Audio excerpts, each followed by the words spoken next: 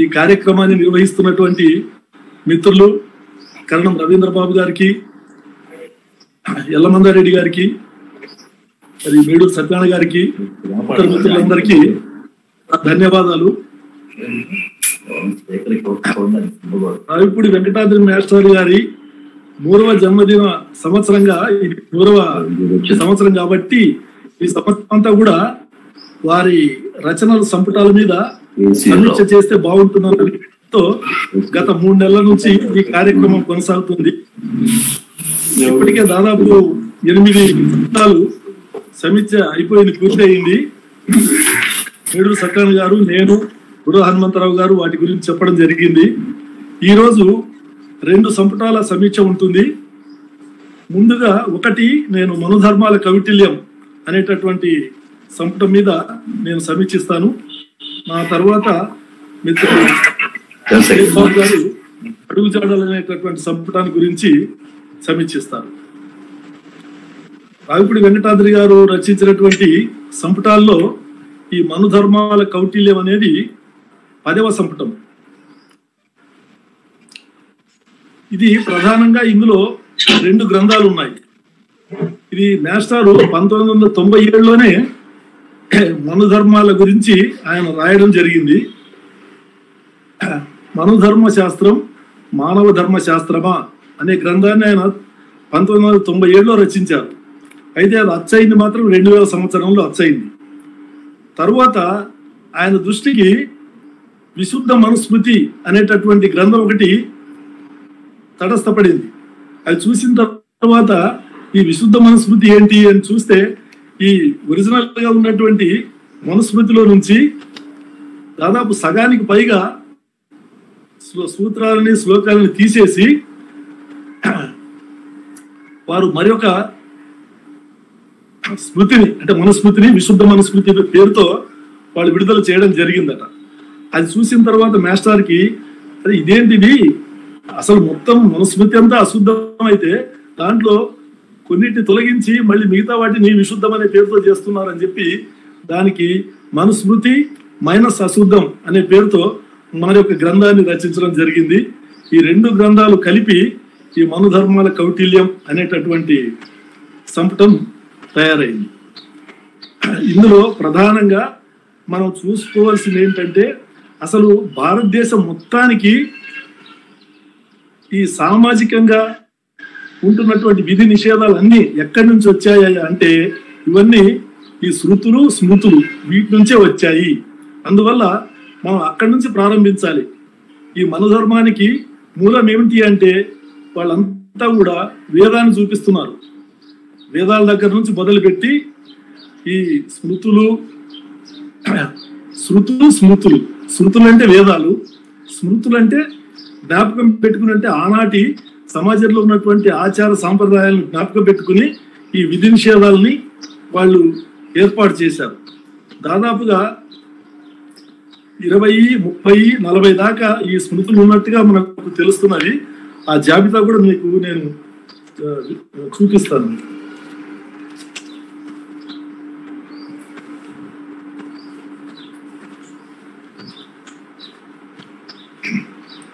స్మృతులు యాజ్ఞవల్క్య స్మృతి ప్రకారంగా స్మృతుల సంఖ్య మొత్తం 20 అండి.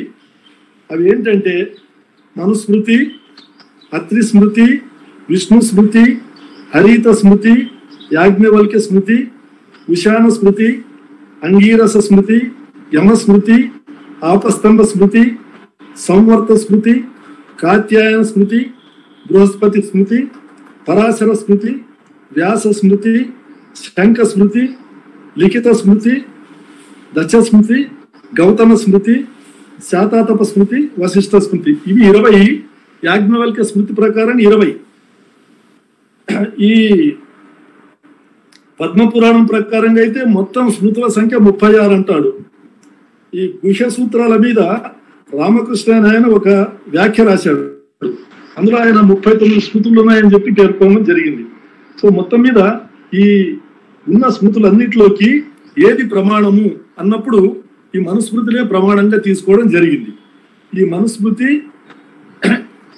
దీని కాలం ఏంటి, ఎప్పుడు ఇది ప్రారంభమైందని చూస్తే చరిత్రలో మనకు క్రీస్తు పూర్వము 2వ శతాబ్దిలోనే ఈ పుష్యమిత్ర శుంగుడు ఆ కాలం నుంచి మొత్తము అంతకు ముందున్నటువంటి ఈ వైదిక మతంగా కొనసాగుతున్నటువంటి మతమంతా కూడా ఈ బ్రాహ్మణ మతంగా రూపాంతరం చెందింది. క్రీస్తు పూర్వం 2వ శతాబ్దం నుంచి అప్పటి నుంచి మొదలుపెట్టి ఈ స్మృతులు పురాణాలు ఇవన్నీ కూడా క్రీస్తు శకము 3-4వ శతాబ్దం దాకా కంటిన్యూగా కొనసాగుతూనే వచ్చాయి రచనలు. అంటే దాదాపు గుప్తుల కాలం వరకు కూడా ఇవి కొనసాగుతూ వచ్చాయి.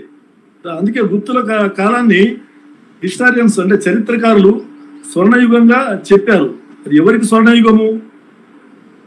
శూద్రులకు కాదండి, భారతీయులకు ఎవరికి కాదు. అది కేవలము ద్విజులకు మాత్రమే స్వర్ణయుగం. ద్విజులు అంటే ఎవరు? 2 సార్లు జన్మించిన వాళ్ళని ద్విజులు అంటారు. 2 సార్లు జన్మించడం ఏంటంటే తల్లి గర్భం నుంచి జన్మించడం మొదటిసారి అయితే ఉపనయన కార్యక్రమం ద్వారా అది 2వ జన్మ ఎత్తినట్టుగా భావిస్తారు. కాబట్టి ఈ బ్రాహ్మణులు, క్షత్రియులు, వైశ్యులు ఈ 3 వర్ణాల వారికి మాత్రమే ఈ ద్విజ సంస్కారం ఉంటుంది. ఈ 3 వర్ణాలు కాకుండా మిగతా వాళ్ళందరూ కూడా శూద్రుల కిందనే లెక్క. అసలు ఈ 4 వర్ణాలు ఎక్కడి నుంచి వచ్చాయి, ఎలా వచ్చాయి అన్న దానికి కొంచెం చరిత్రలో మనం వెనక్కి వెళ్తే మనకు సింధు నాగరికత కాలం నాటికి అంటే క్రీస్తు పూర్వము 3000 సంవత్సరాల కాలంలో భారతదేశంలో వెలిసిల్లినటువంటి సింధు నాగరికత కాలంలో మనకు ఎటువంటి వర్ణాలు లేవు, ఎటువంటి కులాలు లేవు, ఏమీ లేవు. అయితే తర్వాత తదనంతర కాలంలో ఈ మధ్య ఆసియా నుంచి అంటే ఇరాన్ ప్రాంతం నుంచి కొంతమంది ఆర్యులు అనేటటువంటి వాళ్ళు మన దేశానికి దండెత్తి వచ్చి వాళ్ళు ఇక్కడ ఉన్నటువంటి స్థానికంగా ఉన్నటువంటి వాళ్ళను యుద్ధంలో జయించి వాళ్ళని లోబరుచుకుని వాళ్లకు శూద్రులు అనేటటువంటి ముద్ర వేయడం జరిగింది. అంటే ఆర్యులు మాత్రం 3 వర్ణాల వాళ్లే. అంటే కేవలం బ్రాహ్మణ, క్షత్రియ, వైశ్యులు ఈ 3 వర్ణాల వారు మాత్రమే ఆర్యులు. ఈ ఆర్య స్త్రైవర్ణిక అంటారు. అందుకే అంటే 3 వర్ణాలు మాత్రమే వాళ్ళు. అయితే 4వ వర్ణం ఎక్కడి నుంచి వచ్చిందంటే వాళ్ళు ఇక్కడికి వచ్చిన తర్వాత ఇక్కడ ఉన్నటువంటి స్థానికంగా ఉన్నటువంటి వాళ్ళని జయించి వాళ్ళని లోబరుచుకుని వాళ్ళని బానిసలుగా చేసుకుని వాళ్ళ చేత చాకరీ చేయించుకోవడానికి వాళ్ళు తీర్మానించుకుని వాళ్ళను శూద్రవర్ణం కింద వర్ణించడం జరిగింది. దీన్ని గ్రంథస్థం చేయడం కోసమే మనం వేదంలో చూస్తే దాదాపు 10 మండలాల్లో ఎక్కడా శూద్రుల ప్రస్తావన ఉండనే ఉండదు. కేవలం 10వ మండలంలో ఋగ్వేదం 10వ మండలంలో ఈ వర్ణ వ్యవస్థ యొక్క పుట్టుపూర్వతరాల గురించి ఒక శ్లోకం ఉంది. అదేంటంటే బ్రాహ్మణస్య ముఖమాసీత్ బాహు రాజన్య కృత ఊరు తదస్య యద్వైశ్య పద్భ్యాం శూద్రో అజాయత. అంటే బ్రాహ్మణుడి ముఖం నుంచి బ్రాహ్మణులు, బ్రహ్మముఖం నుంచి బ్రాహ్మణులు, చేతుల నుంచి అంటే భుజాల నుంచి క్షత్రియులు, తొడల నుంచి వైశ్యులు, పాదాల నుంచి శూద్రులు పుట్టారని చెప్పి ఆ శ్లోకం యొక్క అర్థం. దాన్నే మనుధర్మ శాస్త్రంలో కూడా కాపీ చేశారు. ఈ మనుధర్మ శాస్త్రము క్రీస్తు పూర్వము 2 నుంచి నేను ఇందాక చెప్పినట్టుగా క్రీస్తు తరువాత 3-4 శతాబ్దాల కాలంలో ఈ మధ్య కాలంలో ఎప్పుడైనా ఇది రచించబడి ఉండవచ్చు. వెంకటాద్రి మాస్టర్ గారు అయితే ఇది ఖచ్చితంగా క్రీస్తు శకము 3వ శతాబ్దిలోనే ఇది రచింపబడినట్టుగా ఉంది అని చెప్పి ఆయన పేర్కొనడం జరిగింది. ఇది మనుధర్మ శాస్త్రం యొక్క బ్యాక్గ్రౌండ్. అయితే ఇందులో మొత్తము ఈ మనుధర్మ శాస్త్రం మానవ ధర్మ శాస్త్రమా అనేటటువంటి మొదటి గ్రంథంలో మాస్టారు 9 అధ్యాయాల కింద దాన్ని విభజించారు. 9 అధ్యాయాలు ఉన్నాయి అందులో. అవి ఏంటంటే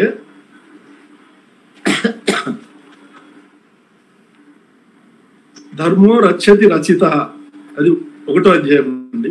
తర్వాత యుగాలు, యుగ ధర్మాలు, స్వభావం ధర్మాలు, వేదాల కంపు, శూద్ర విధులు, వర్ణ సాంకర్యం, కర్మ పరిపాకాలు, పునర్జన్మలు, శాస్త్రం పేర భాగవతం, జ్యోతిర్వాస్తువులు, శృతులు, స్మృతులు. ఇది ఈ 9 కూడా ఈ అధ్యాయాలు మనుధర్మ శాస్త్రం మానవ ధర్మశాస్త్రమా అనేటటువంటి దాంట్లో ఉన్నటువంటి అధ్యాయాలు ఇవి. దీని తర్వాత మనుస్మృతి మైనస్ అశుద్ధం అనేటటువంటి గ్రంథం 2వది. అందులో కూడా ఈ విభజన ఉంది, అధ్యాయాల విభజన. అదేంటంటే ముందుగా ఉపోద్ఘాతము, తర్వాత మనుస్మృతి అశుద్ధమైతే ఏ స్మృతి విశుద్ధమైంది? మనుస్మృతి ఒక్కటేనా అశుద్ధమైంది? మనుస్మృతిలో అశుద్ధమే కాక విశుద్ధం కూడా ఉందా? మనుస్మృతికి ఒక్కదానికేనా విశుద్ధ అవసరము? మనుస్మృతికి మినహాయింపు ఎందుకు? స్మృతులన్నీ అశుద్ధమైనవే. స్మృతులన్నిటిలోనూ ఉంది అశుద్ధమే. మనుస్మృతిలో నపుంసక వాసన, అందుకే స్త్రీ దూషణ, జన్మ పునర్జన్మలు, పాప ప్రాయశ్చిత్తాలు. మనుస్మృత్యాదుల్లో ఉన్నది సైన్స్ కాదు, అది నాన్ సెన్స్. దీంతో పాటు అనుబంధం 1, 2, తర్వాత సంప్రదించినటువంటి గ్రంథాల జాబితా. ఇది ఇందులో ఉన్నటువంటి విషయం. ఇప్పుడు మనం ముందు మొదటి గ్రంథంలో మొదటి అధ్యాయం నుంచి ప్రారంభించి నేను వరుసగా వివరించుకుంటూ వస్తాను. ఎందుకంటే చాలా విషయాలు ఉన్నాయి, కానీ నేను కేవలం స్థూలంగా మీకు పరిచయం చేయడానికి కొన్ని ప్రధానమైనటువంటి అంశాలను మాత్రమే ఎంపిక చేసుకుని మీకు వివరిస్తాను. మిగతా వాళ్ళు తప్పనిసరిగా ఆ గ్రంథం చదివితేనే మనకు దానికి సంబంధించినటువంటి విషయాలు అర్థమవుతాయి. చాలా మంది కొంత ఏం ప్రశ్నిస్తున్నారంటే, ఎప్పుడో వేల సంవత్సరాల క్రితం ఉన్నటువంటి ఆ మనుధర్మాన్ని గురించి ఇప్పుడెందుకు మనం చర్చించుకోవాలి, ఇప్పుడెందుకు మనం తెలుసుకోవాలి అనేటటువంటి ప్రశ్న వేస్తున్నారు కొంతమంది మిత్రులు. దానికి మాస్టర్ గారే పుస్తకంలో సమాధానం రాశారు, ఇదే ప్రశ్న వేసుకుని. ఎందుకంటే మనకు ఈనాడు హిందూ సమాజంలో ఆచరింపబడుతున్నటువంటి అన్ని సాంప్రదాయాలు, ఆచారాలు అన్నిటికీ కూడా మూలమంతా కూడా ఈ స్మృతుల్లోనే ఉంది అనడానికి మనకు చాలా వివరంగా తెలుస్తుంది, స్పష్టంగా తెలుస్తుంది. అక్కడి నుంచి ప్రారంభమైంది. కాబట్టి ఈనాడు మనం చేస్తున్నటువంటి అన్ని రకాలైనటువంటి కార్యక్రమాలన్నీ కూడా, ఆచారాలు, సాంప్రదాయాలు అన్నీ కూడా అక్కడి నుంచి వచ్చినటువంటివే, ఆ స్మృతుల్లో నుంచి వచ్చినటువంటివే. అందువల్ల వాటిలో విషయాలు తెలుసుకుంటే తప్ప మనకు ఎందుకు వాటికి అంత ప్రాధాన్యత ఇవ్వడం జరిగింది, దాన్ని మనం ఎందుకు వ్యతిరేకించాలనే విషయాలు కూడా మనకు అర్థమవుతాయి. ఆ కారణం చేతనే మనం వాటి గురించి ఇప్పుడు తెలుసుకోవాల్సిన అవసరం ఉంది అని నేను భావిస్తున్నాను. ముందుగా ఈ గ్రంథం గురించి ప్రారంభంలోనే మాస్టారు ఒక చక్కటి కొటేషన్ ఇచ్చారు. అది అంబేద్కర్ గారు కుల నిర్మూలన అనేటటువంటి గ్రంథంలో నుంచి ఒక కొటేషన్. అందులో మనుధర్మ శాస్త్రం మానవ ధర్మ శాస్త్రమా, సాంఘిక హక్కుల విషయంలో మరుధర్మ శాసనాలను మించిన అఘాయిత్యపు దుష్ట శాసనాలు ప్రపంచంలో మరెక్కడా లేవు. ఇండియాలో హిందువులు క్రింది కులాల పట్ల వ్యవహరించేటంత దుర్మార్గంగా బలవంతులు పీడిత ప్రజల పట్ల ఐరోపాలో కూడా వ్యవహరించలేదు. క్రింది కులాల ప్రజల పట్ల హిందువులు వ్యవహరించే విధము ఎంత సిగ్గుమాలిందో, ఎంత అమానుషమైందో చెప్పటానికే వీల్లేదు. చాతుర్వర్ణ్యం వంటి భ్రష్ట వ్యవస్థ ప్రపంచంలో మరెక్కడా కనిపించదు. ప్రజలను జీవచ్ఛవాలుగా, నిర్వ్యాపారులుగా, పక్షవాత రోగులుగా, క్షతగాత్రులుగా, ఎందుకు పనికిరాని దద్దమ్మలుగా తయారు చేసిన నికృష్ట నీచ వ్యవస్థ ఇది. అంబేద్కర్ గారి కుల నిర్మూలన గ్రంథంలో నుంచి తీసుకున్నటువంటి కొటేషన్ అన్నమాట. అంటే ఇంత భయంకరమైనటువంటి స్మృతి ప్రపంచంలో మరి ఎక్కడా లేదు. అయినా కానీ దాన్ని ధర్మశాస్త్రం అనే పేరుతో వాళ్ళు పిలుస్తున్నారు. అందులో ధర్మము లేదు, శాస్త్రము లేదు, ఉన్నదంతా అధర్మము, అశాస్త్రము. అది ఎలాగో నేను వివరిస్తాను. మొట్టమొదటి అధ్యాయంలోనే ధర్మో రక్షతి రచిత అనేటటువంటి అధ్యాయంలో ఇది ధర్మో రక్షతి రచిత అనేది ఒక హిందూ నినాదం కింద ప్రచారమైంది బాగా. ఎవరు చూసినా మీరు ధర్మాన్ని రక్షించండి, ధర్మం మిమ్మల్ని రక్షిస్తుంది. అది పూర్తి శ్లోకం ఏంటంటే ధర్మ ఏవ హతో హంతి ధర్మో రక్షతి రచిత. అంటే ధర్మం నాశనం అయితే మనం నాశనం అవుతాము, ధర్మాన్ని మనం కాపాడితే మనల్ని ధర్మం కాపాడు అనేది దాని యొక్క భావం. అంటే నిజమే కదా, మరి ధర్మాన్ని కాపాడడం అంటే చాలా గొప్ప విషయము. ఇది మనుస్మృతిలో చెప్పారంటే చాలా బాగా చెప్పారు, ఉన్నతంగా ఉంది భావం అని అందరూ అనుకోవడానికి అవకాశం ఉంది. కానీ వాస్తవంగా మనం తెలుసుకోవాల్సింది ఏంటంటే ధర్మం అంటే ఏంటి, ఏ ధర్మాన్ని గురించి మనం తెలుసుకోవాలంటే వాళ్ళు దాంట్లో చెప్పేది ఏంటంటే ధర్మం అంటే సమాజంలో ఉన్నటువంటి ఈ 4 వర్ణాలు, బ్రాహ్మణ, క్షత్రియ, వైశ్య, శూద్ర ధర్మాలు, వర్ణాలు, వాటి సంకరం వల్ల ఏర్పడినటువంటి అనేక కులాలు. అంటే దాదాపు ఈనాడు 5,000కు పైగా కులాలు భారతదేశంలో ఉన్నట్టుగా ఒక అంచనా. కాబట్టి ఈ కులాల వీళ్ళందరూ కూడా ఎటువంటి విధులను నిర్వర్తించాలి, వాళ్ళకు ఉన్నటువంటి హక్కులు ఏమిటి, వాళ్ళకు ఉన్నటువంటి విధులు ఏమిటి అనేటటువంటి విషయాన్ని తెలియజేసేదే ధర్మము అని మనోధర్మ శాస్త్రం చెప్తుంది. ఈ ఇందాక చెప్పినట్టుగా ద్విజులు ఎవరైతే ఉన్నారో ఆ ద్విజులకు సంబంధించినటువంటి వారికి మాత్రమే హక్కులు ఉంటాయి, విధులు హక్కులు ఉంటాయి. కానీ ఈ శూద్రవర్ణం ఏదైతే 4వ వర్ణం ఉందో వాళ్లకు విధులు మాత్రమే ఉంటాయి, హక్కులు లేనే లేవు. ఎందుకంటే శూద్రులు అనేటటువంటి వాళ్ళు కేవలం బ్రహ్మ పాదాల నుంచి పుట్టారు. వీళ్ళ యొక్క విధి ఏమిటంటే పైన ఉన్నటువంటి 3 వర్ణాల వారికి సేవ చేయడం మాత్రమే వీళ్ళ యొక్క విధి. బ్రాహ్మణులేమో వేదాధ్యయనం చేయొచ్చు, వాళ్ళు వేదాల్ని పఠించవచ్చు, వాళ్ళు యజ్ఞయాగాలు నిర్వహించవచ్చు, ఇతరుల చేత నిర్వహింపజేయవచ్చు, అన్నీ చేయొచ్చు. క్షత్రియులు ఎంతసేపు క్షత్రియులు సమాజంలో ఉన్నటువంటి రక్షణ విధుల్ని మాత్రమే వాళ్ళు నిర్వర్తించాలి. వైశ్యులేమో ధనానికి సంబంధించినటువంటి వ్యాపారము, వ్యవసాయము, దానికి సంబంధించినటువంటి విధులు వాళ్ళు నిర్వర్తించాలి. శూద్రులు మాత్రము ఎటువంటి ఫలాన్ని ఆశించకుండా, ఈర్ష్యపడకుండా పైన ఉన్నటువంటి 3 వర్ణాల వారికి సేవ చేస్తూ ఉండాలి. అదే వాళ్ళ యొక్క విధి. అది దాంట్లో చెప్పినటువంటి ధర్మం. దాని వెనక ఉన్నటువంటి అర్థం అది. ధర్మో రచతి రచిత అంటే ఇందులో ఏ వర్ణం వాడు కూడా మరొక వర్ణం వాళ్ళ యొక్క విధుల్లోకి జోక్యం కలిగించుకోకూడదు. ఏ వర్ణానికి సంబంధించినటువంటి విధులు ఆ వర్ణం వాళ్ళే నిర్వహించాలి. ఒక వర్ణానికి సంబంధించినటువంటి విధుల్ని మరొకరు ఎవరైనా కనుక నిర్వహిస్తే అది తీవ్రమైనటువంటి నేరం అవుతుంది అనేది ఈ మౌనధర్మంలో ఉన్నటువంటి ప్రధానమైనటువంటి అంశం. అందువల్లనే ఈ 4 వర్ణాలకి ఏవైతే వాళ్ళు విధించారో హక్కులు, విధులు, అవి వేరే వాళ్ళు వాటిలో జోక్యం చేసుకోకూడదు. ఎవరి పరిమితంగా వాళ్ళు గీసుకుని అవే వాటిని మాత్రమే ఆచరిస్తూ ఉండాలనేది దాని యొక్క వెనక ఉన్నటువంటి భావం. అయితే ఈ మనుధర్మం ఇదేనా మొట్టమొదటిది అంటే దీనికంటే ముందే గౌతమ సూత్రాలు, తర్వాత ఆపస్తంభ సూత్రాలు, తర్వాత బోధాయన సూత్రాలు అనేటటువంటివి కూడా స్మృతులు ఉన్నట్టుగా మనకు తెలుస్తున్నది. వాటి తర్వాత వచ్చింది మనుధర్మం. ఈ మనుధర్మంలో మహర్షులందరూ కూడా మనువు దగ్గరికి వచ్చి ఈ సమాజంలో మనం ఆచరించవలసినటువంటి విధులు, ధర్మాలు, హక్కులు ఏంటని చెప్పి అడుగుతారు. అంటే అప్పటి వరకు వాళ్ళకి తెలియదు అనమాట. అడిగితే అప్పుడు మనువు ప్రారంభించి ముందు ఉపోద్ఘాతంగా సృష్టి క్రమాన్ని గురించి చెప్పి దాని తరువాత మిగతా ధర్మాల గురించి తన శిష్యుడి చేత చెప్పిస్తాడు. శిష్యుడు అంటే భృగు మహర్షి. భృగువు చేత మిగతా విషయాలు వాళ్ళకి చెప్పిస్తాడు. మొట్టమొదట సృష్టి క్రమంతో ప్రారంభమవుతుంది. మనువు చెప్పినటువంటి సృష్టి క్రమం ఏంటయ్యా అంటే మనకు బైబిల్లో ఏ రకంగా అయితే ఉంటుందో సృష్టి వర్ణన దాదాపు ఇంచుమించు అదే రకమైనటువంటి వాతావరణం, అదే భావాలు ఇందులో కూడా కనబడతాయి. ఇతను ఏం చెప్తున్నాడు అంటే సృష్టి క్రమాన్ని గురించి ఆదిలో అంటే ప్రారంభంలో ఏముంది? సర్వము చీకటిమయం. అప్పుడు భగవంతుడు తనంతట తానే పుట్టాడు. పుట్టిన తర్వాత వెంటనే నీటిని సృష్టించాడు. ఆ నీటిలో తన బీజాన్ని ఉంచాడు. అప్పుడు ఆ బీజంలో నుంచి బ్రహ్మ పుట్టాడు.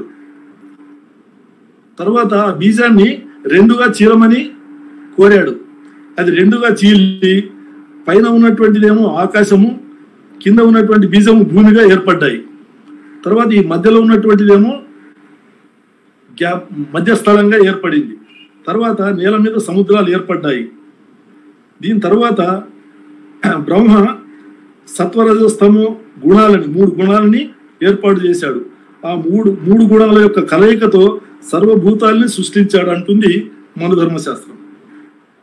దాని తర్వాత ఈ యజ్ఞాలు చేయాలంటే మనకు ఈ వేదాలు కావాలి కాబట్టి అగ్ని నుంచి ఋగ్వేదాన్ని, వాయువు నుంచి యజుర్వేదాన్ని, సూర్యుడి నుంచి సామవేదాన్ని స్వీకరించింది అని మన ధర్మశాస్త్రం చెప్తుంది. ఈ విధంగా ఈ సృష్టి క్రమాన్ని గురించి ప్రారంభమవుతుంది. అయితే ఇదే కాకుండా అసలు మనువు ఎలా పుట్టాడు అని మనం ప్రశ్నించుకుంటే, మనువు పుట్టడానికి బ్రహ్మ ఏం చేస్తాడంటే తన యొక్క శరీరంలో 2 భాగాలు చేసేసి, ఒకటి స్త్రీ పరంగా ఒకటేమో పురుషుడి పరంగా, ఆ 2 భాగాలుగా విభజన పొందిన తర్వాత ఆ రెండింటి కలయిక వల్ల మనువు పుట్టాడు. ఆ మనువు పుట్టిన తర్వాత ఆ మనువు 10 మంది ప్రజాపతుల్ని, అంటే నారదుడు, భృగువు, రకరకాల పేర్లు ఉన్నాయి, ఆ 10 మంది ప్రజాపతుల్ని సృష్టిస్తాడని, ఆ ప్రజాపతులు 7 మనువుల్ని సృష్టిస్తారని, ఆ 7 మనువులు మళ్ళీ ఈ సృష్టిని ఈ మిగతా అంత పశుపత్యాదులు మిగతా జంతుజాలన్నిటిని కూడా అవి సృష్టించాడని చెప్పి మరొక కథ అందులో అల్లారు. ఈ రకంగా సృష్టి క్రమాన్ని గురించి మన ధర్మశాస్త్రంలో ప్రారంభమైనటువంటి విషయాల గురించి నేను స్థూలంగా చెప్పాను. దీని తర్వాత నెక్స్ట్ ఈ లోకాన్ని వృద్ధి చేయడం కోసం ఈ బ్రహ్మముఖం నుంచి ఇది భుజాల నుంచి, తొడల నుంచి, పాదాల నుంచి ఈ 4 వర్ణాలు ఏర్పడిన తర్వాత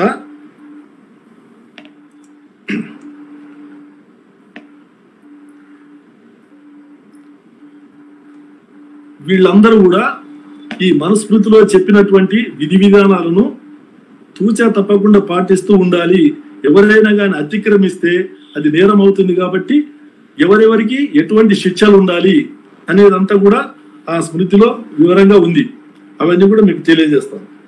ఈ 2వ అధ్యాయంలో యుగాలు యుగ ధర్మాలు అనేటటువంటి అధ్యాయంలో మనకు మనుస్మృతి ప్రకారంగా 4 యుగాలు మనకు తెలిసినవి: కృతయుగము, త్రేతాయుగము, ద్వాపర యుగము, కలియుగము. వీటి కాల విభజన గురించి కూడా చెప్పారు. అంటే కృతయుగం అయితే 17,28,000 సంవత్సరాలు, త్రేతాయుగం అయితే 12,96,000 సంవత్సరాలు, ద్వాపర యుగము 8,64,000 సంవత్సరాలు, కలియుగము 4,32,000 సంవత్సరాలు. అంటే కలియుగం నుంచి ప్రతి యుగానికి 4,32,000 యాడ్ చేసుకుంటూ పోతే మిగతా యుగాల యొక్క కాల పరిమితి మనకు వస్తుంది. 4,32, 8,64, 12,96, 17,28 అట్లా. ఇవంతా మొత్తం కలిపితే 43,20,000 సంవత్సరానికి ఒక మొత్తం ఈ యుగ చక్రం అవుతుంది. ఈ యుగం ఇదంతా అయిపోయిన తర్వాత, కలియుగం అంతమైన తర్వాత మళ్ళీ ప్రారంభం అవుతుంది. అంటే మళ్ళీ కృతయుగం నుంచి మళ్ళీ మొదలవుతుంది. ఇది వాళ్ళు చెప్పినటువంటి కాలచక్రం. అయితే వీళ్ళు ఈ యుగాల్లో ఎటువంటి ధర్మాలు ఉంటాయనేది కూడా వాళ్ళు చెప్పారు. కృతయుగంలోనేమో ధర్మం 4 పాదాలు నడుస్తుంది, త్రేతాయుగంలో 3 పాదాలు నడుస్తుంది, ద్వాపర యుగంలో 2 పాదాలు, కలియుగంలో 1 పాదం. అయితే ఇక్కడ మనకు ఒక సందేహం వస్తుంది. ఏంటంటే ఈ భగవంతుడు 10 అవతారాలు ఎత్తాడు కదా, ఆ ఎత్తినటువంటి 10 అవతారాల్లో ఒక కృతయుగంలోనే 5 అవతారాలు ఎత్తాడు. మత్స్యావతారము, కూర్మావతారము, వరాహావతారము, నరసింహావతారము, వామనావతారము, ఇవన్నీ కూడా కృతయుగంలోనే ఎత్తాడు. మరి ధర్మం 4 పాదాల్లో నడుస్తూ ఉంటే ఇన్ని అవతారాలు ఎందుకు ఎత్తవలసి వచ్చింది? వాస్తవంగా ధర్మానికి హాని జరిగినప్పుడు, అధర్మం బాగా పెరిగినప్పుడు ఆ అధర్మాన్ని నశింపజేసి ధర్మాన్ని ప్రతిష్ఠింపజేయడానికి భగవంతుడు అవతారం ఎత్తుతాడని భగవద్గీతలు కూడా చెప్పారు. మరి అటువంటిది ఈ కృతయుగంలోనే ఇన్ని అవతారాలు ఎత్తాడంటే అక్కడ మరి ఎంత అధర్మం పెరిగింది అనుకోవాలి? అప్పుడు 4 పాదాలు నడిచిందా, ఎన్ని పాదాలు నడిచింది? 1 పాదంలో కూడా నడిచినట్టుగా మనం అంగీకరించడానికి అవకాశం లేదు వాళ్ళు చెప్పిన దాని ప్రకారం. కాబట్టి ఇదంతా కూడా ఏంటంటే అసలు వీళ్లకు ఈ భూమి గురించి కానీ, ఈ సూర్యుడి గురించి కానీ, ఈ సిద్ధాంతాల గురించి కానీ ఏమి తెలియదు. అసలు ఏమి తెలియకుండా కేవలము ఈ వీళ్ళ దృష్టిలో భారతదేశం అంటే ఆర్యావర్తం అంటారు. ఆర్యావర్తం అంటే ఉత్తరంలో హిమాలయ పర్వతాలు, దక్షిణంలో వింధ్య పర్వతాలు, తూర్పు పడమర సముద్రాలు అంటే బంగాళాఖాతం, అరేబియా సముద్రం. ఈ 4 మధ్య ఉన్నటువంటి ప్రదేశం ఏదైతే ఉందో దాన్ని ఆర్యావర్తం అంటారు. ఈ ఆర్యావర్తాన్నే వాళ్ళు భారతదేశంగా, అదే ప్రపంచం, దీనికి తప్ప వేరే బయట ప్రపంచం గురించి వాళ్ళకి తెలియనే తెలియదు. అందుకనే ఇప్పుడు దీని ప్రకారంగా చూస్తే మనోధర్మశాస్త్రం ప్రకారంగా మరి ప్రపంచంలో మిగతా దేశాల్లో పుట్టినటువంటి మనుషులందరూ ఎక్కడి నుంచి వచ్చారు? దానికి సమాధానం దొరకదు మనకు. ఎందుకంటే వీళ్ళ ప్రపంచం అంతా కూడా ఇదే. వీళ్ళకి మిగతా ప్రపంచం గురించి తెలియనే తెలియదు. అది మనం అక్కడ గమనించవలసింది. అదేవిధంగా కృతయుగంలో మనుషుల యొక్క ఆయువు 400 సంవత్సరాలు, త్రేతాయుగంలో 300 సంవత్సరాలు, ద్వాపర యుగంలో 200 సంవత్సరాలు, కలియుగంలో 100 సంవత్సరాలు అని చెప్పుకొచ్చారు. బాగానే ఉంది. మరి త్రేతాయుగంలో ఉన్నటువంటి రాముడు ఎన్ని సంవత్సరాలు పరిపాలన చేశాడు? 11,000 సంవత్సరాలు పరిపాలన చేశాడు అంటుంది రామాయణం. మరి ఆయుష్యము త్రేతాయుగంలో 300 సంవత్సరాలు అయితే 11,000 సంవత్సరాలు ఇతను పరిపాలన ఎలా చేశాడు? దానికి సమాధానం లేదు. ఇటువంటి అన్ని దాని నిండా ఇవన్నీ కల్పితాలు కాబట్టి, అన్ని అబద్ధాలు కాబట్టి ఇటువంటి ప్రశ్నలకు సమాధానాలు దొరకవు. ఇదంతా కేవలము బ్రాహ్మణుల యొక్క ఆధిపత్యాన్ని స్థిరపరచడం కోసమే ఈ స్మృతులు శృతులు అన్ని కూడా ఉన్నాయి అనేది మనకు స్పష్టంగా తెలుస్తుంది. ఇది 2వ అధ్యాయం అండి. తర్వాత 3వ అధ్యాయం దగ్గరికి వచ్చేటప్పటికి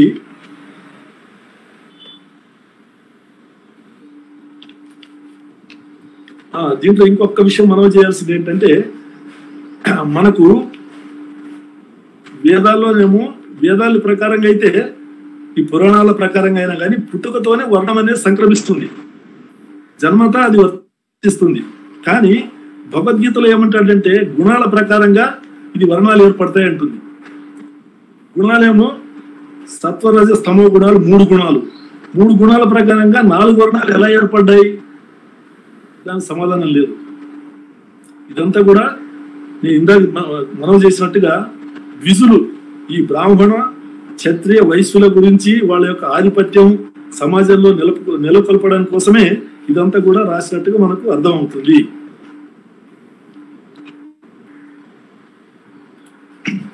బ్రాహ్మణుల యొక్క ప్రత్యేకత ఏంటంటే దానికి సపరేట్ గా ఒక అధ్యాయమే ఉంది. నేను ఊరికి మనవి చేస్తున్నాను. ఈ శరీరంలో మనిషి శరీరంలో బొడ్డుకు పైన ఉన్నటువంటి భాగం అంతా చాలా శుద్ధమైనటువంటిదని, అందులో ముఖం ఇంకా పరిశుద్ధమైనటువంటిది.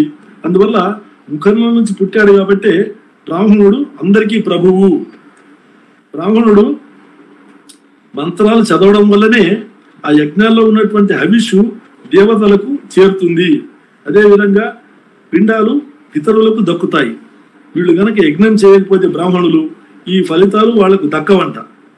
అందువల్ల వీళ్ళని ఏమంటున్నారు? భూసురులు అంటారు. దీనికి ఒక చిన్న శ్లోకం గుర్తొస్తుంది. ఏంటంటే, దైవాధీనం జగత్ సర్వం మంత్రాధీనంతు దైవతం తన్మంత్రం బ్రాహ్మణాధీనం బ్రాహ్మణో మమ దేవత. అంటే ఈ జగత్తంతా కూడా దేవుడి అధీనంలో ఉంటుంది. ఈ దేవుడు మంత్రాల అధీనంలో ఉంటాడు. ఈ మంత్రాలు బ్రాహ్మణుల అధీనంలో ఉంటాయి. అందువల్ల బ్రాహ్మణులే భూమి మీద దేవుళ్ళు. అందుకే భూసురులు అంటారు వాళ్ళని. ఈ విధంగా వాళ్ళు భూసురులు కాబట్టి ఈ భూమి మీద ఉన్న సంపద అంతా వాళ్ళదే. వాళ్ళ యొక్క దయాదాక్షిణ్యాల మీద ఆధారపడి మాత్రమే మిగతా వాళ్ళందరూ బతకాలి. దేశాన్ని పరిపాలించే రాజులైనా సరే బ్రాహ్మణుల యొక్క సలహా ప్రకారమే పరిపాలన చేయాలి. చాలా విషయాలు చెప్పారు ఆ విధంగా వాళ్ళు. అసలు మొత్తం బ్రాహ్మణుల యొక్క ఆధిపత్యాన్ని గురించి ఎంత చెప్పినా తక్కువే అవుతుంది. అంత అన్ని రకాలుగా చెప్పారు వాళ్ళు. ఈ మనోధర్మాన్ని ఎవరెవరికి చెప్పాలి? బ్రాహ్మణులు మాత్రమే శిష్యులకు చెప్పాలి, ఇతరులకు ఎవరికి చెప్పకూడదు. ఎందుకంటే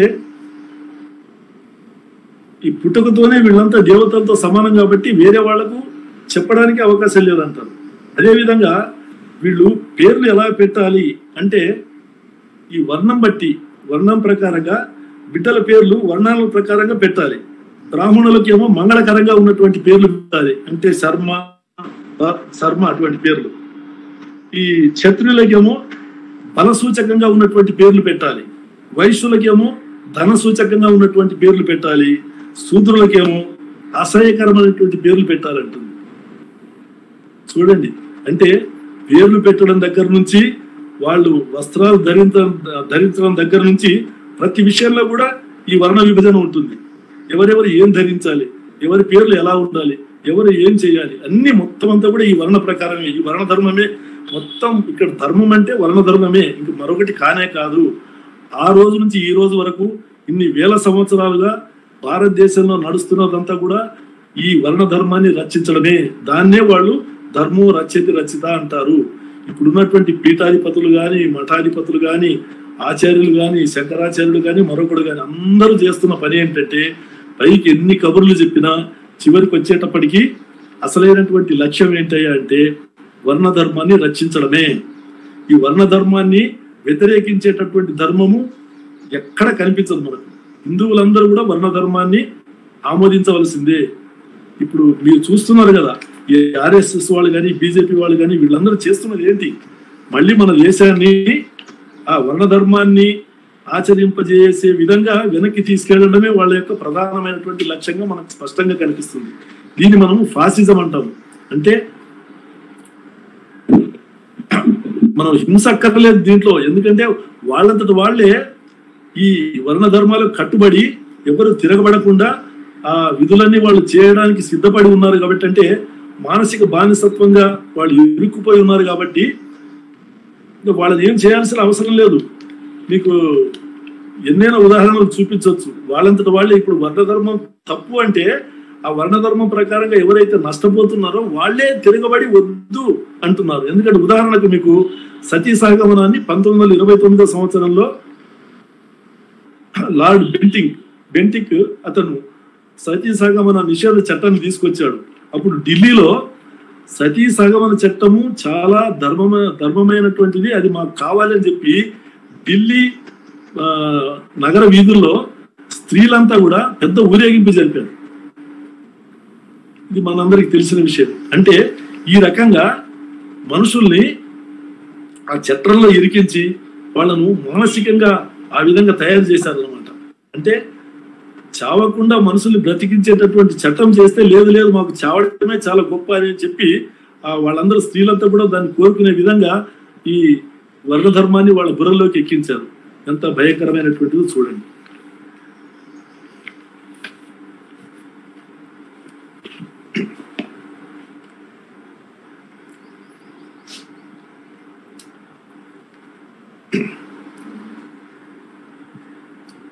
బ్రాహ్మణుడు ఎన్ని రకాల తప్పులు చేసినా కానీ అతన్ని శిక్షించడానికి వీల్లేదు. ఎందుకంటే అతడు అవంధ్యుడు, అతన్ని చంపడానికి వీల్లేదు. అబంధ్యుడు అంటే అతన్ని బంధించడానికి వీల్లేదు. అదండ్యుడు అంటే అతను దండించడానికి వీల్లేదు. అతన్ని ఏమి చేయకూడదు. అతనికి మరణశిక్ష విధిస్తే అతను తల కొరిగితే సరిపోతుంది, మరణశిక్షతో సమానమట బ్రాహ్మణుడికి. మరి మిగతా వాళ్లకు మరణదండన వేస్తే వాళ్ళ మొత్తం చంపేయాలి. అంటే మిగతా వర్ణాల వారిని మాత్రం చంపేయాలి, బ్రాహ్మణుడిని మాత్రం తల కొరికి వదిలేసేయాలి. అతనికి ఎటువంటి శిక్ష లేదు, అతను ఏం చేయడానికే వీల్లేదు. అది మన ధర్మశాస్త్రం చెప్పేటటువంటి ధర్మం. అందుకే దాన్ని మన ధర్మశాస్త్రం మానవ ధర్మశాస్త్రం అని మనం ప్రశ్నిస్తున్నాం.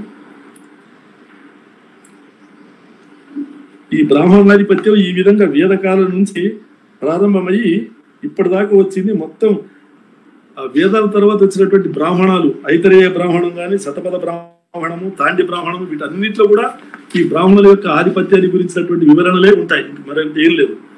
తర్వాత 3వ అధ్యాయం వచ్చేసి స్త్రీల స్వభావము ధర్మాలు.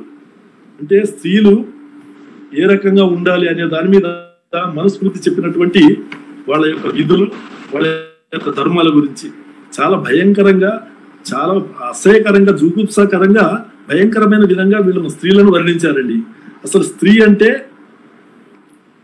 ఆమె శీలం అంతా కూడా వ్యభిచార శీలం అంట ఆమెది. స్త్రీకి అసలు స్వేచ్ఛ ఉండడానికే వీల్లేదు, ఆమెకు సమానత్వం లేదు. ఆమె ఎంతసేపు ఒక విలాస వస్తువులాగా వాడుకోవడానికి రంగాన్ని సిద్ధం చేసి పెట్టేశారు. ఎందుకంటే స్త్రీకి ఎటువంటి స్వాతంత్రము, స్వేచ్ఛ ఉండడానికి అవసరం లేదని చెప్పి దాంట్లో చక్కగా ఒక సూత్రంలో బంధించారు. ఏమంటే ఆమె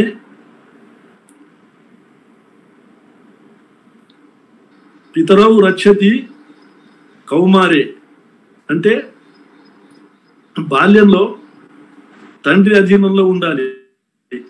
భర్త రక్షతి యవ్వనే, అంటే యవ్వనంలో భర్త అధీనంలో ఉండాలి.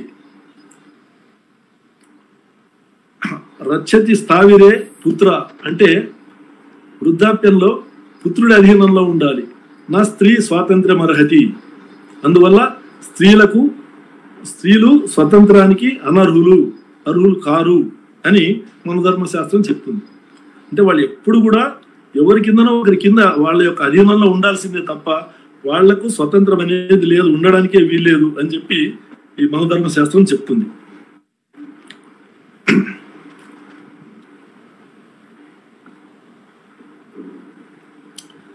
స్త్రీ యొక్క స్వభావము పురుషుల్ని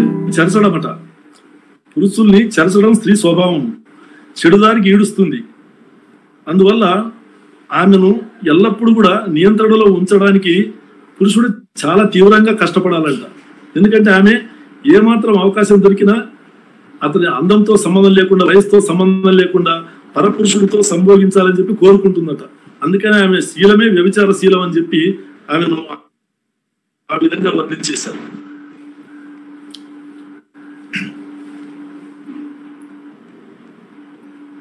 అదేవిధంగా ఒక తల్లి దగ్గర కానీ, చెల్లి దగ్గర కానీ, కూతుళ్లతో కూడా పురుషుడు అనేవాడు ఒంటరిగా కూర్చోకూడదని చెప్పి దాంట్లో విధి విధానాల్లో ఉంచేశారు. అంటే తల్లి, చెల్లి, కూతుళ్లతో సహా పురుషుడు ఎవరి దగ్గరికి వెళ్ళి ఒంటరిగా ఉండడానికి వీల్లేదు అని చెప్పి వాళ్ళు శాసనం.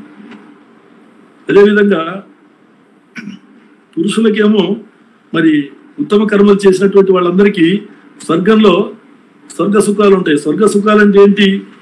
వేశ్యల పొత్తు, అంతే కదా. అక్కడ రంభ, ఊర్వశి, మేనక ఇటువంటి వేశ్యలు ఉంటారు, వాళ్ళ యొక్క పొత్తు లభిస్తుందట. మరి అన్ని రకాలైనటువంటి పురుషులకంతా ఈ స్వర్గంలో ఈ సుఖాల గురించి, అంటే ఈ వేశ్య సుఖం గురించి వర్ణించారు తప్ప మరి ఉత్తమ స్త్రీలకు స్వర్గం లభిస్తే అక్కడ ఏముంటుంది వాళ్ళకు? ఎక్కడ ఏ ధర్మశాస్త్రంలో కానీ, ఏ పురాణంలో కానీ, ఏ స్మృతుల్లో కానీ ఎవ్వరు ఏం చెప్పలేదు. ఇది మనకు త్రిపురనేని రామస్వామి గారు కూడా దీన్ని ప్రశ్నించారు.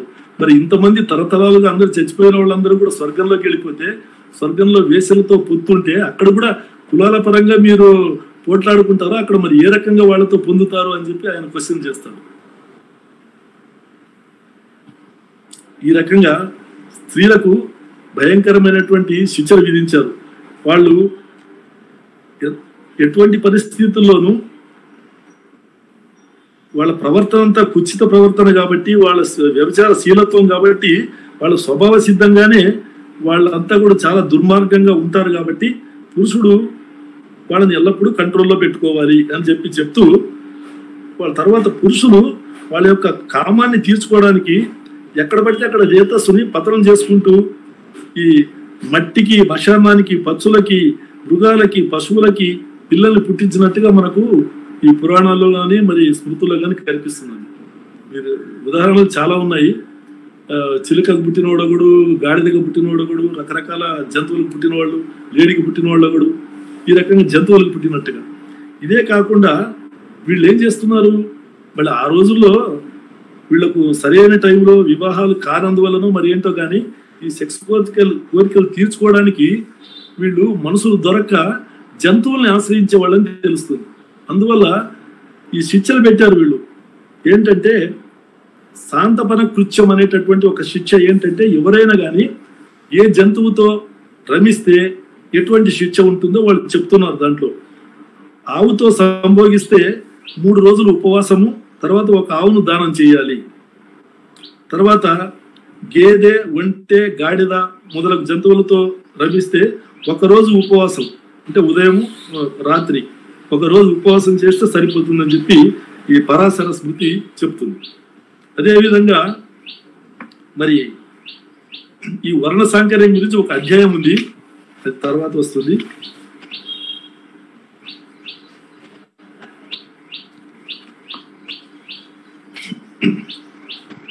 పిల్లల యొక్క విధి ఏంటంటే, స్త్రీల యొక్క విధి ఏంటంటే ఇంటిని కనిపెట్టుకుని ఉండడము, పిల్లల్ని కనడము, వంట చేయడము, అంటే వాళ్ళని పోషించడము, తర్వాత అతిథులు ఎవరైనా వస్తే వాళ్లకు భోజనాది సౌకర్యాలు ఏర్పాటు చేయడము, ఇంతవరకే స్త్రీలు చూసుకోవాల్సింది. దీనికి మించి వాళ్ళు ఎటువంటి బయటికి వెళ్ళడానికి వీల్లేదు, పరపురుషుల్ని తలుచుకోవడానికి వీల్లేదు, ఏం చేయడానికి అవకాశం లేదు అని వాళ్ళ మీద ఆ విధమైనటువంటి కట్టడి చేశారు. తర్వాత వివాహం దగ్గరికి వచ్చేటప్పటికి చూడండి ఎట్లా చెప్తున్నారంటే, వివాహ వయస్సు అయితే పురుషుడికి 32 సంవత్సరాలు ఉంటే స్త్రీకి 12 సంవత్సరాలు ఉండాలట. పురుషుడికి 24 సంవత్సరాలు ఉంటే స్త్రీకి 8 సంవత్సరాలే ఉండాలి. అంటే చూడండి, దాదాపు 20 సంవత్సరాల గ్యాప్ స్త్రీకి పురుషుడికి. ఈ పరాశర స్మృతి ఏమంటుందంటే 8 సంవత్సరాల స్త్రీని గౌరి అంటారట, 9 సంవత్సరాల వయసులో రోహిణి అంటారు, 10 సంవత్సరాలు ఉంటే కన్య, 10 పైన ఉంటే గనక రజస్వల అంటారట. పెళ్లి కాకుండా రజస్వల అయితే గనక తల్లిదండ్రులు నరకానికి పోతారట. అంటే బాల్య వివాహాలు తప్పకుండా చేయాలి అందరూ, బాల్య వివాహాలు చేయని వాళ్ళంతా కూడా సరాసరి నరకానికి పోతారు తల్లిదండ్రులు అని చెప్పి ఆ మనధర్మ శాస్త్రంలో వాళ్ళు పేర్కొంటున్నారు.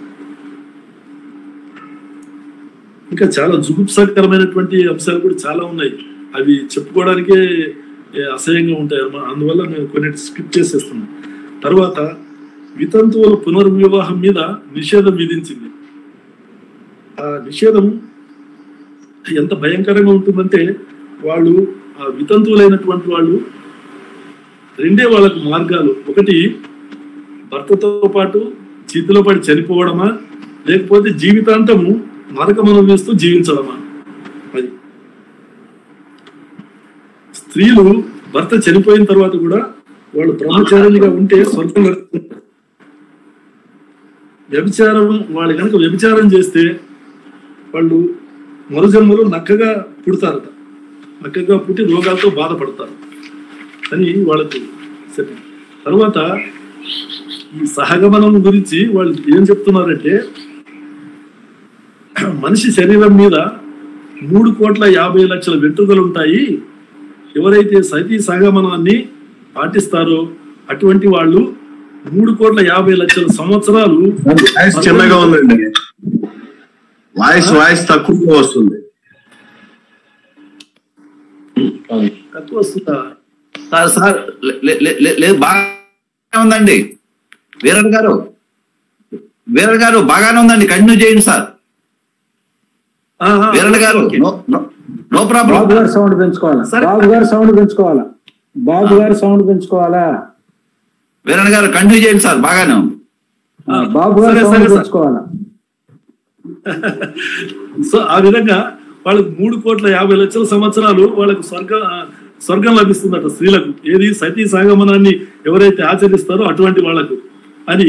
తర్వాత విధవలు తమ ధర్మాన్ని చక్కగా పాటిస్తే చచ్చిన తర్వాత తిరిగి భర్తలను పొంది స్వర్గంలో సుఖంగా జీవిస్తారు. వాళ్ళకి తల వెంట్రుకలు కనుక ఉంటే భర్తకు బంధం అట, అందువల్ల ఆమె గుండు చేయించుకోవాలి, ఒక్క పూటే భోజనం చేయాలి, ఆమె రవికి తొడుక్కోరాదు, రంగుల బట్టలు ధరించరాదు, తాంబూలం వేసుకోరాదు, చందనాది ద్రవ్యాలను వాడరాదు, తలంటు పోసుకోరాదు, పళ్ళు ఎక్కరాదు. ఏంటండి ఇవన్నీ? ఇవి విధవలకు విధించినటువంటి నియమాలు. అంటే విధవలైనటువంటి వాళ్ళు జీవితాంతము ఒక్క పూట భోజనం చేస్తూ ఎటువంటి సుఖాలకు ఆశించకుండా, ఎటువంటి పరపురుషుణ్ణి తలుసుకోకుండా జీవితాంతం చచ్చే వరకు ఆ విధంగా జీవించాలి. లేకపోతే భర్త చనిపోయినప్పుడు భర్తతో పాటు చితి మీద కానీ, లేకపోతే ఖననం అయితే ఖననము, దహనం అయితే దహనము, చచ్చిపోవాలి. ఈ రెండే వాళ్ళకి పెట్టినటువంటి ఆప్షన్స్ అనమాట. ఇంత భయంకరంగా ఆ శిక్షలు అవి ఈనాడు కూడా మనం చూస్తున్నాం కదా. మన భారతదేశంలో మనం స్వతంత్రం వచ్చిన తర్వాత 75 సంవత్సరాల తర్వాత ఇప్పటికి కూడా మనకు బాల్య వివాహాలు జరుగుతూనే ఉన్నాయి, విధవ వివాహాలు జరగడం లేదు. వాళ్ళని మనం ఎంత నీచంగా చూస్తున్నాం. విధవరాలు ఎదురొస్తేనే అపశకునం అని చెప్పేసి పక్కకు తప్పుకుని పోయేటటువంటి సంస్కృతి ఈనాటికి కొనసాగుతుంది. ఇది మనందరికీ తెలుసు. సో ఇవన్నీ అక్కడి నుంచి వచ్చినాయి అనమాట. ఈ స్మృతికారులు పెట్టినటువంటి నియమాల దగ్గర నుంచి ఇవన్నీ వచ్చాయి. తర్వాత గుడ్డిలో మెల్లన్నట్టుగా పరాశర స్మృతిలో ఒక చిన్న వెసులుబాటు ఏం చెప్తున్నాడంటే, అతను విధవలు కూడా వివాహం చేసుకోవచ్చు అని. ఇదంతా కూడా ఎట్లా బయటకు వచ్చిందంటే, కొంతమంది సంస్కర్తలు బయలుదేరి అసలు విధవలు జీవితాంతము ఇప్పుడు చిన్న వయసులో పెళ్లి చేసుకుని 8 ఏళ్ల వయసులో పెళ్లి చేసేసి భర్త చనిపోతే మిగిలిన జీవితకాలం అంతా కూడా ఆమె విధవరాలుగా నానావస్థలు పడుతూ ఉండాలి, ఇది చాలా దుర్మార్గం అని చెప్పి కొంతమంది సంస్కర్తలు బయలుదేరి వాళ్ళు విధవా వివాహాలు చేసుకోవడానికి అవకాశం ఉంది అని చెప్తే మీరు ధర్మాన్ని చూపించండి, ఎక్కడుంది ధర్మశాస్త్రాలు చూపించండి అంటే అప్పుడు పరాశర స్మృతిలో ఒక చోట ఒకటి దొరికింది. దాని ప్రకారం ఏంటంటే భర్త జాడ తెలియకపోయినా, తర్వాత భర్త మరణించిన, సన్యసించిన, అతడు నపుంసకుడైనా పతితుడైనా సరే స్త్రీలు వేరే వివాహం చేసుకోవచ్చు అని చెప్పి పరాశర స్మృతిలో 4వ అధ్యాయంలో 30వ శ్లోకంలో ఒకటి దొరికింది. దాన్ని పట్టుకుని విధవా వివాహాలకు మనకు ధర్మశాస్త్రాలు అనుమతించాయి అని చెప్పేసి వీళ్ళు ప్రచారం చేయడం జరిగింది. తర్వాత 4వ అధ్యాయము వేదాల కంపు సూత్ర విధులు.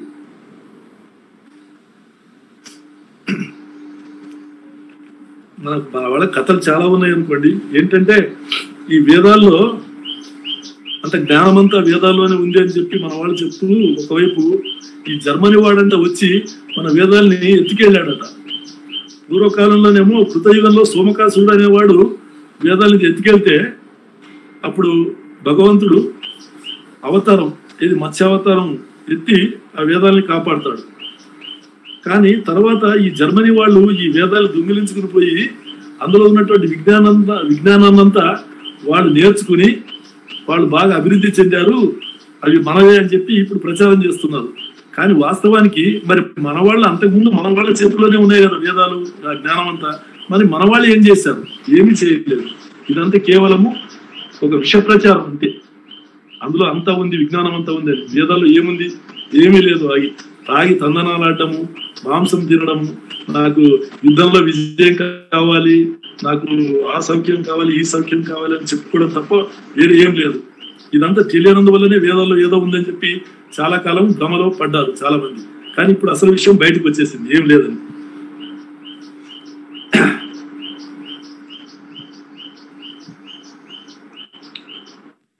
దీంట్లో శూద్రుల విధుల గురించి నేను మీకు కొంచెం చదివి వినిపించాలి. చాలా భయంకరమైనటువంటి శూద్రులకు ఉన్నటువంటి ఆ శిక్షలు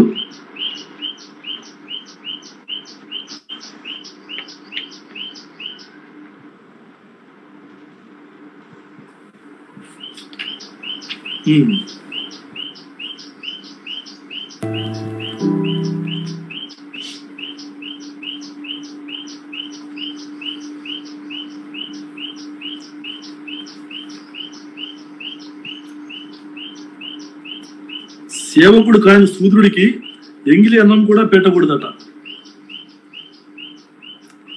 శూద్రుడికి ధర్మోపదేశం చేస్తే ఆ శూద్రుడితో పాటు ఆసంవృతం అనేటటువంటి నరకాన్ని పొందుతాడట. శూద్ర శిష్యుల్ని, శూద్ర గురువుల్ని బహిష్కరించాలి. ధర్మశాస్త్రం తెలియకపోయినా సరే పుట్టుకతోనే బ్రాహ్మణుడైనటువంటి వాడు రాజుకు సలహాదారుడిగా ఉండవచ్చు. శూద్రుడు మాత్రం రాజుకి ధర్మ ప్రవక్తగా ఉండడానికి అవకాశం లేదు.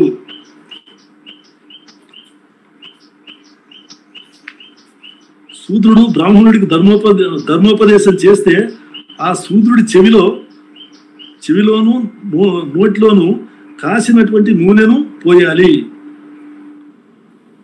శూద్రులు వేదాలు చదవడానికి అనర్హులు కాబట్టి శూద్రుల సమీపంలో వేదాలు చదవకూడదు, అది నియమము.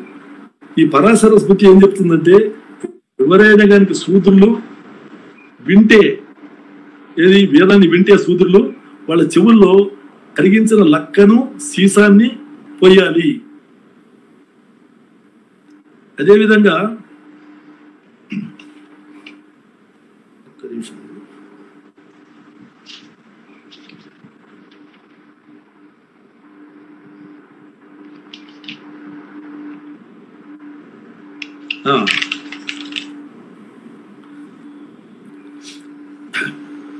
శూద్రుడు కదులుతున్నటువంటి శవం వంటి వాడట. శూద్రుడు ద్విజుల్ని సేవించేటటువంటి శూద్రుడు నెల నెల గుండు గీయించుకోవాలి. వారు పెట్టినటువంటి ఎంగిల్ని మాత్రమే భుజించాలి. శూద్రుడు పాదాల నుంచి పుట్టాడు కాబట్టి అతడు ద్విజుణ్ణి తిడితే అతను నాలుక కోసేయాలి. శూద్రుడు ద్విజుణ్ణి పేరు పెట్టి పిలిస్తే అతని నోట్లో మండుతున్న 10 అంగుళాల ఇనుప కర్రు దోపాలి. అంటే పేరు పెట్టి పిలిస్తేనే కాల్చినటువంటి 10 అంగుళాల ఇనుప కర్రును నోట్లో పెట్టాలని చెప్తున్నారు. శూద్రుడు తనకంటే పైవర్ణం వాడిని ఏ అంగంతో కొడితే ఆ అంగాన్ని ఛేదించాలి. శూద్రుడు ద్విజుడిని కొట్టడానికి చెయ్యెత్తితే చేతికి నరకాలి, కాలెత్తితే కాలిని నరకాలి. ద్విజుడితో సమానమైనటువంటి ఆసనం మీద కూర్చుంటే అతడి నడుముని కరువుతో కాల్చి పిర్రలు కోసివేయాలి. శూద్రుడు ద్విజుడి ముఖం మీద ఉమ్మి వేస్తే అతడి పెదవుల్ని, మూత్రం పోస్తే లింగాన్ని, అపాన వాయువును వదిలితే ముట్టిని కోసివేయాలి. శూద్రుడు ద్విజుడిని జుట్టు పట్టుకున్నా మెడ పట్టుకున్నా అతని చేతులు నరికివేయాలి. ఈ రకంగా భయంకరమైనటువంటి శిక్షలు శూద్రులకు వాళ్ళు పెట్టారు. తర్వాత ఈ వర్ణ సాంకర్యం దగ్గరికి రావాలి నెక్స్ట్ అధ్యాయంలోకి. ఎందుకంటే టైం సరిపోవడం లేదు, టైము సరిపోవడం లేదు. ఈ వర్ణ సాంకర్యంలోకి వస్తే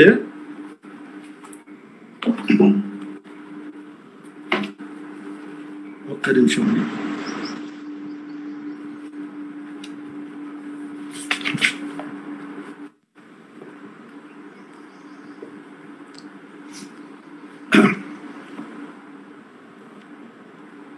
శూద్రుడిని గనక యాచించి బ్రాహ్మణుడు ధనం తీసుకెళ్లి యజ్ఞం చేస్తే అతడు చండాలుడిగా పుడతాడట.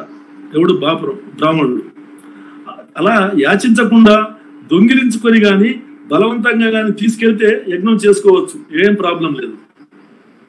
అడుక్కుని తీసుకెళ్ళకూడదు, కానీ నువ్వు దొంగతనంగా తీసుకెళ్ళొచ్చు, లేకపోతే బలవంతంగా తీసుకెళ్ళొచ్చు. ఎందుకంటే అసలు శూద్రుడికి ఎటువంటి ఆస్తి ఉండడానికి వీల్లేదు. అతని ఆస్తి ఏదైనా ఉంటే బలవంతంగా తీసుకోవడానికి బ్రాహ్మణులకు హక్కు ఉంటుంది, శూద్రుడి ఆస్తిని తీసుకోవడానికి. అదే అండి మన ధర్మశాస్త్రం చెప్పేటటువంటి సూత్రం. అదేవిధంగా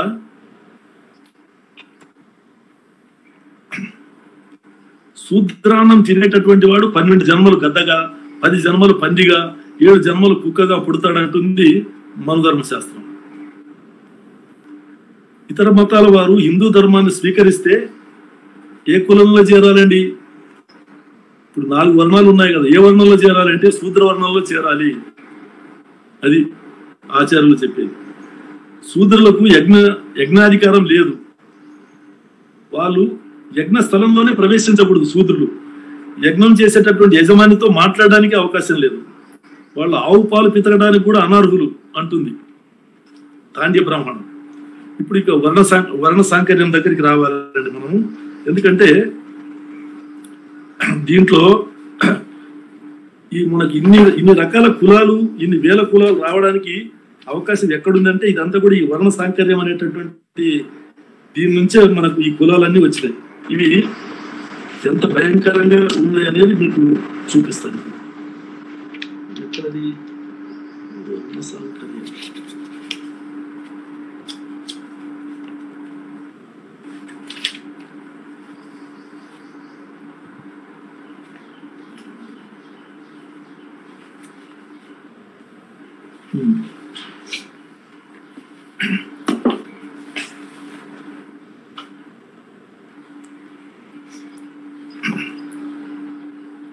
ఏ వర్ణం వాళ్ళు ఏ వర్ణం యొక్క స్త్రీలతో కలిస్తే ఎవరు పుడతారు అనేటటువంటిది ఇందులో చెప్పారండి.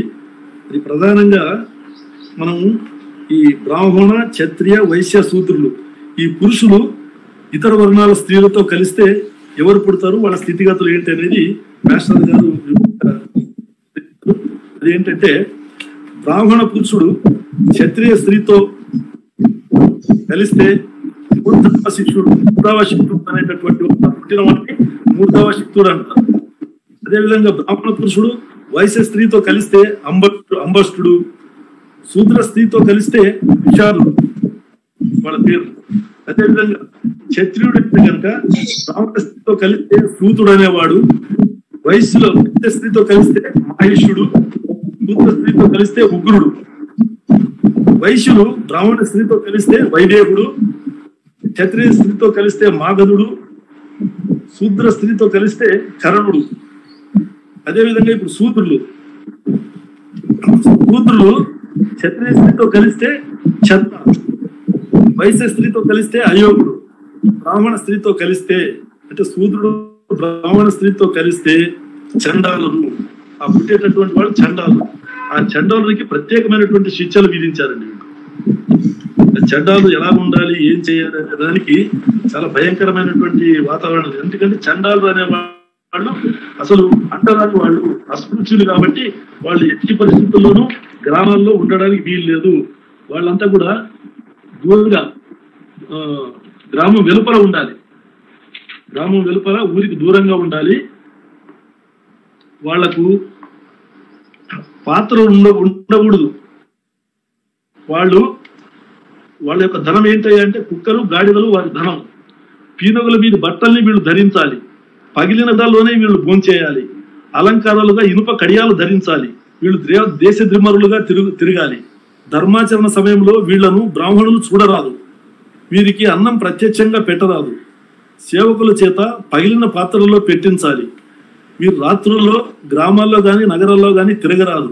ఒకవేళ పగలు పని ఉండి పగటిపూట గ్రామాల్లోకి రావాలనుకుంటే రాజముద్ర అనుమతి కావాలి. దిక్కులేని శవాల్ని వీళ్ళు గ్రామాల వెలుపలకు తరలిస్తుండాలి. ఇది చండాలుల గురించి ఈ మనోధర్మశాస్త్రం విధించినటువంటి నియమాలండి. అంటే చండాలుల ఇంత భయంకరంగా శిక్షలు మరి మనకు ప్రపంచంలో ఉన్నటువంటి ఏ ధర్మశాస్త్రంలో కూడా మనకు కనిపించవు. మరి ఈ చండాలులు అంటే ప్రపంచంలో అత్యంత నికృష్టమైనటువంటి మానవ జాతిలో అత్యంత నికృష్టమైనటువంటి మనుషుల కింద లెక్కేసి వాళ్ళను పశువుల కన్నా మృగాల కన్నా హీనంగా చూడడం జరిగింది. అది వాస్తవం. అది దాదాపుగా మనకు ఇప్పుడిప్పుడే ఒక 100 సంవత్సరాల వెనక్కి వెళ్ళినా కానీ ఈ కార్యక్రమాలన్నీ, ఈ శూద్రులకు సంబంధించినటువంటి శిక్షలన్నీ అమలవుతూనే ఉన్నాయండి. ఎందుకంటే మీరు హోటల్లోకి వెళ్తే హోటళ్లలో శూద్రులకు సపరేట్ గ్లాసులు, మిగతా వాళ్ళకి సపరేట్ గ్లాసులు ఇప్పటికీ కొన్ని చోట్ల నడుస్తూనే ఉన్నాయి. ఆ విధంగా వాళ్ళు ఎవరు తాకడానికి వీల్లేదు, మనుషులను తాకడానికి వీల్లేదు, వాళ్ళు నీళ్లు తాకడానికి వీల్లేదు, వాళ్ళు అన్నం తినడానికి వీల్లేదు వీళ్ళతో సమానంగా. అందువల్ల అటువంటి శిక్షలన్నీ ఇప్పటి వరకు వచ్చినాయి. ఎందువల్ల వచ్చినాయంటే ఈ స్మృతులు చెప్పినటువంటి ఈ ధర్మ సూత్రాల ప్రకారంగానే ఈ భారతీయ సమాజం అంటే హిందూ సమాజం నడుస్తుంది కాబట్టి.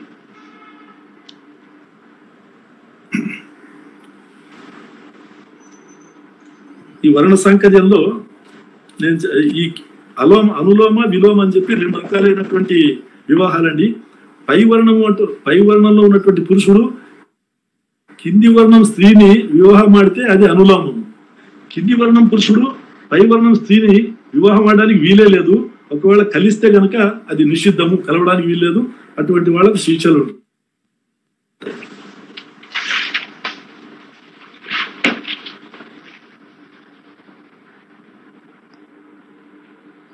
ఈ క్షత్రియులు గాని మరి వైశ్యులు గాని ఉపనయనాలు వాళ్ళు చేసుకోవచ్చు కానీ వేరే వాళ్ళకు చేయించేటటువంటి అధికారం వాళ్ళకు లేదు. దీని గురించే కదా మామిడి వెంకయ్య అనే అతను 18వ శతాబ్దంలోనే ఆయన వైశ్యుడు కాబట్టి తన పిల్లలకి కుమారులకి తానే స్వయంగా ఉపనయనం చేయిస్తాను అని చెప్పి ఆయన ప్రయత్నం చేశాడు. చేస్తే దాని మీద బ్రాహ్మణులంతా తిరగబడి గందరగోళం చేసేసి చివరికి కోర్టుకి ఈడ్చి, కోర్టులో కింది కోర్టు నుంచి జిల్లా కోర్టు, జిల్లా కోర్టు నుంచి ఇంకా పై కోర్టు, చివరికి అది ఇంగ్లాండ్ లో ఉన్నటువంటి ప్రీవీ కౌన్సిల్ దాకా వెళ్ళింది. వెళితే ప్రీవీ కౌన్సిల్ ఏం తీర్పిచ్చిందని అంటే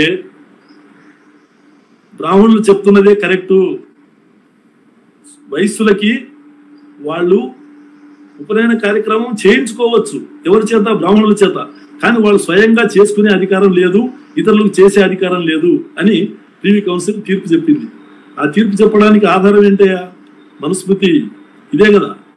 కాబట్టి మనం దీన్ని బట్టి ఈ మనుస్మృతిలో ఉన్నటువంటి ఈ శిక్షలు కానీ ఈ నియమాలు కానీ ఇవన్నీ కూడా ఎంత క్రూరంగా ఉన్నాయి అనేది కాకుండా అవి ఏ రకంగా అమలు చేయబడినాయి అనేది మనం చూడాలి. అంటే విదేశస్తులు మన దేశాన్ని వచ్చి పరిపాలించే సందర్భంలో కూడా ఇక్కడ న్యాయం అనేది ఈ స్మృతుల్లో ఉన్నటువంటి ఆ ధర్మాలు నియమాల ప్రకారంగానే చేశారు. వాళ్ళు కూడా వీళ్ళ ఏమాత్రం ఏదన్నా దానికి తేడా జరిగితే ఇక్కడ ఉన్నటువంటి వాళ్ళు ఒప్పుకోరని చెప్పి వాళ్ళు కూడా భయపడిపోయి వాళ్ళు చెప్పిందే మనం చేద్దాం, మనకేం పోయింది అన్నట్టుగా వాళ్ళు భావించారు.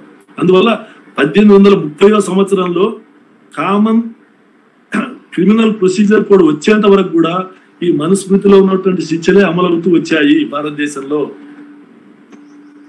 1830లో కామన్ క్రిమినల్ ప్రొసీజర్ కోడ్ వచ్చిన తర్వాత మాత్రమే ఈ వర్ణాలు కులాలతో సంబంధం లేకుండా ఎవడు నేరం చేసినా అందరికీ ఒకే రకమైనటువంటి శిక్ష అనేది అప్పటి నుంచి ఉంది. 1830 నుంచి. అయితే సివిల్ కోడ్ మాత్రం ఇప్పటికి కూడా ఏ మతానికి ఆ మతందే ఉంది కదా. మనకు హిందువులకంతా సపరేటు, ముస్లింలకు సపరేటు, క్రైస్తవులకు సపరేటు. కామన్ సివిల్ కోడ్ అనేది లేనే లేదు. కామన్ సివిల్ కోడ్ ఒక ఆదేశిక సూత్రం మన రాజ్యాంగంలో.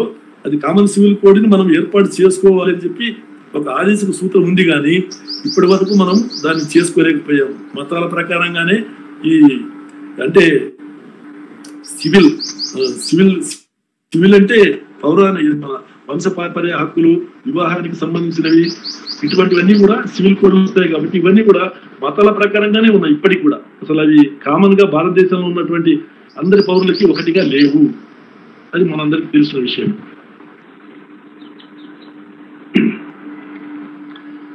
మనకు ఒక 200-300 సంవత్సరాల కాలంలోనే మనకు మహారాష్ట్రలో ఈ శూద్రులకి నడిచేటప్పుడు వాళ్ళకు మెడకు ఒక ముంత, ఈ వీపుకు ఒక చీపురు కట్టేవాళ్ళట. ఎందుకంటే వాళ్ళు నడుస్తున్నప్పుడు వాళ్ళు ఉమ్మేయాలంటే కనుక ఉమ్మి నేల మీద పడితే అది ఎవరైనా ద్విజులు ఎవరైనా దాన్ని తొక్కే అవకాశం ఉంది. కాబట్టి అటువంటి అవకాశం రాకుండా వాళ్ళ ఆ కుండలోనే ఉమ్మాలి. అదేవిధంగా వాళ్ళు నడిచినప్పుడు వాళ్ళ పాదాల ముద్రలు మట్టిలో పడతాయి. కాబట్టి ఆ పాదాల ముద్రలు కనిపించకుండా కనుక వీపుకు ఒక చీపురు కట్టి ఆ చీపురు తుడుచుకుంటూ వెళ్ళాలన్నమాట. ఇంత భయంకరంగా పరిస్థితులు ఉండేవి. ఎప్పటి వరకు? దాదాపు ఒక 100, 150, 200 సంవత్సరాల క్రితం వరకు కూడా ఇవి ఉన్నట్టుగా మనకు తెలుస్తుంది. సో దీన్ని బట్టి ఏంటంటే ప్రపంచంలో మరి ఏ దేశంలోనూ, ఈ దక్షిణాఫ్రికాలో కానీ మరొక చోట కానీ తెల్లవాళ్ళు నల్లవారి పట్ల చూపినటువంటి జాతి వివక్షతో పోల్చినా కానీ హిందూ ధర్మము శూద్రుల పట్ల చూపినటువంటి జాతి వివక్షణ కంటే జాతి వివక్షణ చాలా భయంకరమైంది. అయితే చండాలుల పట్ల హైందవం చూపిన విచక్షణ ప్రపంచ మానవ చరిత్రలోనే మరి ఎక్కడ ఏ దేశంలో కానీ, ఏ జాతిలో కానీ, ఏ మతంలో కానీ కనిపించదు అంటారు మాస్టర్. అది వాస్తవం కూడా. ఇక 6వ అధ్యాయంలో కర్మ పరిపాకాలు, పునర్జన్మలు. దీంట్లో హిందూ ధర్మం ఏం చెప్తుంది? మనిషి చచ్చిపోయిన తర్వాత అతని శరీరంలో నుంచి శరీరం మాత్రం నశిస్తుంది, ఆత్మ అనేది ఉంటుంది. ఈ ఆత్మ మరొక చోట వెళ్ళి మళ్ళీ జన్మ ఎత్తుతుంది. అంటే మనం చొక్కా విడిచి చొక్కా తగిలించుకున్నట్టుగా ఈ ఆత్మలు అనేవి పాత శరీరాన్ని వదిలి కొత్త శరీరాన్ని ధరిస్తాయి అని చెప్తుంది. దాని ప్రకారంగా ఈ పునర్జన్మలు ఎవరెవరు రకమైనటువంటి జన్మలు ఎత్తుతారు అనేది ఒక సపరేట్ చాప్టర్ లో చెప్పారు. బ్రాహ్మణుణ్ణి గడ్డిపోచతో కొట్టినా సరే అతడు 20 జన్మలు పాప యోనిలో పుడతాడు. అసలు ఈ పాప యోని అనే కాన్సెప్టే చాలా తప్పది. అసలు పాపయోని, పుణ్యయోని ఏంటండి? అసలు ఈ యోనుల్లో ఇన్ని రకాల తేడాలు ఉంటాయా? భగవద్గీతలో శ్రీకృష్ణుడు కూడా అదే చెప్తాడు, పాపయోనిలో జన్మిస్తారు. ఈ బ్రాహ్మణుల్ని హత్య చేసినటువంటి వాడైతే కుక్కగా, పందిగా, గొర్రెగా, గాడిదగా, చండాలుడిగా పుడతాడంటుంది. తర్వాత గురుపత్నిని కూడినటువంటి వాడు, అంటే ఆ రోజుల్లో ఈ ఆశ్రమాలు ఉండేవి కదా, ఈ శిష్యులంతా వెళ్ళి గురువుకి చాకరీ చేస్తూ 12 ఏళ్ళు వాళ్ళు నేర్చుకోవాలి విద్య. అటువంటిప్పుడు కొంతమంది ఈ గురు పత్నులతో సంబంధాలు పెట్టుకునేవాళ్ళు. అది తెలుసుకున్న తర్వాత వాళ్ళకు అటువంటి గురుపత్నిని కూడినటువంటి వాడు గద్దగా, క్రూర జంతువుగా పుడతాడని చెప్పి వాళ్ళు అందులో రాశారు. అదేవిధంగా చండాల స్త్రీని కూడితే ప్రేతుడుగా జన్మిస్తాడు. బ్రాహ్మణుడు సొమ్ముని దొంగిలిస్తే కనుక బ్రహ్మరాక్షసుడుగా పుడతాడంట. బ్రాహ్మణుడు సొమ్ము దొంగిలిస్తే, బ్రాహ్మణుడు ధాన్యాన్ని దొంగిలిస్తే ఎలుకగా పుడతాడు. కంచు దొంగిలిస్తే హంసగా పుడతాడు. నీళ్లను దొంగిలిస్తే బెగ్గురు పచ్చిగా పుడతాడు. తేనెను దొంగిలిస్తే ఈగగా, పాలు దొంగిలిస్తే కాకిగా, చెరుకు రసం దొంగిలిస్తే కుక్కగా, నెయ్యి దొంగిలిస్తే ముంగిసగా, మాంసం దొంగిలిస్తే గద్దగా, నూనె దొంగిలిస్తే గబ్బిలంగా, ఉప్పు దొంగిలిస్తే గీజురు పురుగ్గా, పిండి దొంగిలిస్తే ముండ్ల పందిలాగా పుడతారు. ఇవన్నీ ఏంటండి పిచ్చి పిచ్చి వ్యవహారాలన్నీ దీంట్లో. అసలు ఈ పునర్జన్మల గురించి, ఈ ఆత్మల గురించి, పునర్జన్మల గురించి వాళ్ళు ఇష్టానుసారంగా రాసుకున్నారు అంతే. వాళ్ళకి ఏది కావాలో అది. తర్వాత 7వ అధ్యాయంలో శాస్త్రం పేరు భాగవతం. అంటే అసలు ఇది మనుధర్మ శాస్త్రం అనేది శాస్త్రం కాదు, ఇది ధర్మం. అసలు ధర్మమే లేదు దీంట్లో. ఉన్నదంతా అన్యాయము, అక్రమము, అధర్మం తప్ప ఇంకోటి లేదు. కాబట్టి దీంట్లో వీళ్ళు శాస్త్రం పేరుతో దీన్ని చలామణి చేయడానికి ప్రయత్నం చేశారు. కానీ మనకి ఈ రోజు తెలుస్తుంది, ఈ సనాతనలు చేసినటువంటి ఈ వేదాల దగ్గర నుంచి మొదలుపెట్టి స్మృతుల వరకు అన్ని కూడా అధర్మాలు అశాస్త్రాలే తప్ప దేంట్లో కూడా ఒక్క దాంట్లో కూడా సరైనటువంటి భావం అనేది లేదు మానవ జాతికి సంబంధించి. అసలు ఒరిజినల్ గా దీంట్లో బ్యాస్టర్ గారు ఏం చేశారంటే మోడర్న్ సైన్స్ ఏం చెప్తుంది అనేటటువంటి విషయాలన్నిటి కూడా దీంట్లో చర్చించారు. అది సపరేట్ సబ్జెక్ట్ కాబట్టి దాన్ని ఇక్కడ మళ్ళీ డీవియేషన్ వస్తుందేమని చెప్పి నేను చాలా సంక్షిప్తంగా 2-3 మాటలు మాత్రమే చెప్పి ఈ చాప్టర్ని వదిలేస్తాను. విజ్ఞాన శాస్త్రంలో సెల్ఫ్ కరెక్షన్ అంటే అది తప్పని తెలుసుకున్న తర్వాత దాన్ని కరెక్ట్ చేసుకుంటూ ముందుకెళ్తుంది సైన్స్. కానీ ఈ శాస్త్రాలు అనేవి ఈ స్మృతుల్లో చెప్పినటువంటివి ఇవన్నీ ఏనాడు ఒక్క అక్షరం కూడా పొల్లుపోకుండా మారవైపు అందులో ఏది ఉందో అదే ఆనాడు ఉన్నదే ఈనాడు కూడా దాన్ని అమలు చేయాల్సిందే, వేదాలైనా స్మృతులైనా మరొకటైనా.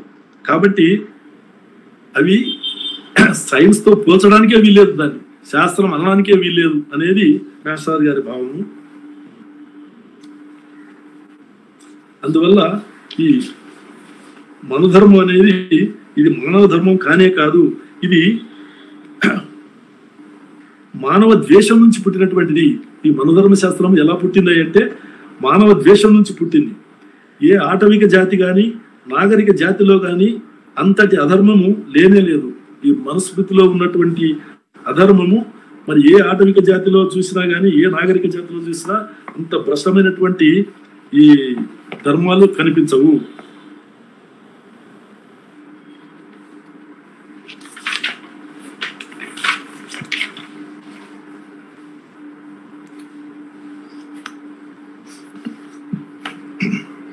మనుస్మృతిలోనే ఒక చోట మళ్ళీ అంటాడు, బ్రహ్మ మహత్తును సృష్టించాడు, ఆ మహత్తు నుంచి ఆకాశం ఏర్పడింది, ఆకాశం నుంచి గాలి, గాలి నుంచి వెలుతురు, వెలుతురు నుంచి నీరు, నీటి నుంచి నేల పుట్టాయి అంటుంది మనుధర్మశాస్త్రం 1:74. ఇది ఇంకో చోట చెప్పింది. మొట్టమొదటి చెప్పింది అది వేరు, అంటే పరస్పరంగా ఎక్కడికి పడితే అక్కడ వాళ్ళకి ఇష్టం వచ్చిందని రాసుకున్నారు అంతే. అదేవిధంగా భారతదేశం తప్ప ఇందాక నేను చెప్పాను ఆదివాసులు తప్ప మిగతా ప్రపంచం తెలియదు కాబట్టి 26 నరకాలు ఉన్నాయని చెప్తున్నారండి మనుధర్మ శాస్త్రకర్తలు.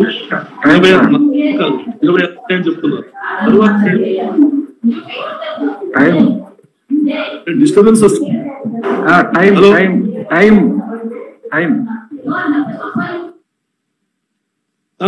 అయిపోతున్నది, ఇంకా 10 నిమిషాలు ముగించేస్తాను. ఈ మనుధర్మ శాస్త్రంలో మరికొన్ని విషయాలు ఏం చెప్పారంటే ఈ ఆడపిల్లలు కానీ మగపిల్లలు కానీ పుట్టాలంటే ఏం చేయాలని ఒక టెక్నిక్ వాళ్ళు చెప్పారు. అది పూర్తిగా అది అన్సైంటిఫిక్ హాస్యాస్పదమైనటువంటి విషయం. వాళ్ళు ఏమంటారంటే స్త్రీకి ఋతుకాలం 16 రోజులు, అంటే బిడ్డ పుట్టడానికి అవకాశం ఉన్నటువంటి స్త్రీని కలిసే పుట్టే కాలం 16 రోజులు.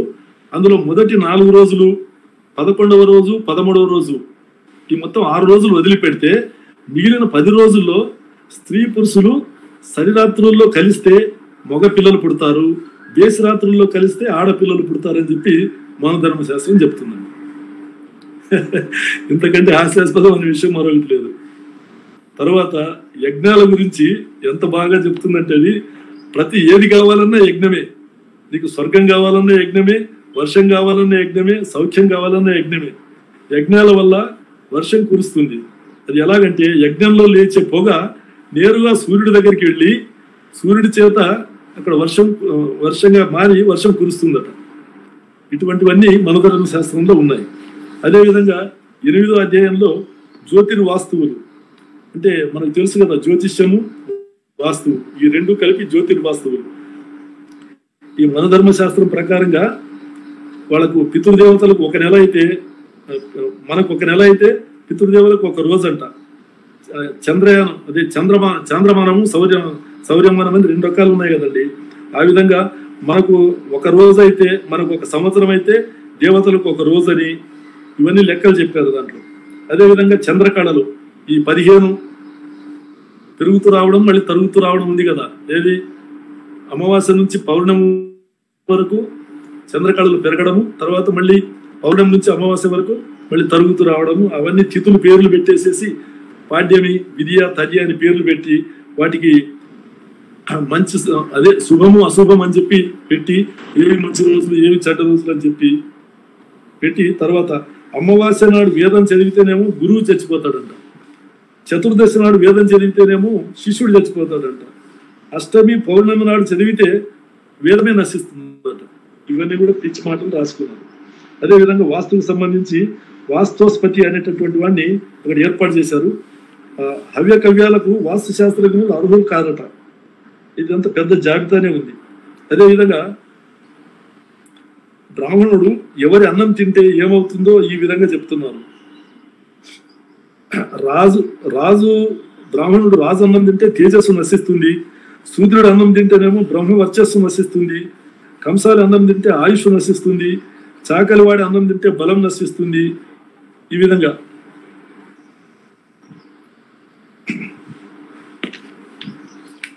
ఇన్ని చెప్పి చివరికి ఏమంటుంది, స్త్రీలను గౌరవించలేదని చెప్పి తర్వాత వచ్చినటువంటి వాళ్ళు దాంట్లో ఒక శ్లోకాన్ని ప్రచిత్తంగా పెట్టారేమో అని డౌట్ వస్తుంది. ఎందుకంటే స్త్రీల గురించి ఎంతో భయంకరమైనటువంటి విధంగా ఈ నియమాలు పెట్టినటువంటి మనుస్మృతిలో ఒక శ్లోకం దానికి పూర్తిగా విరుద్ధంగా కనిపిస్తుంది. అదేంటంటే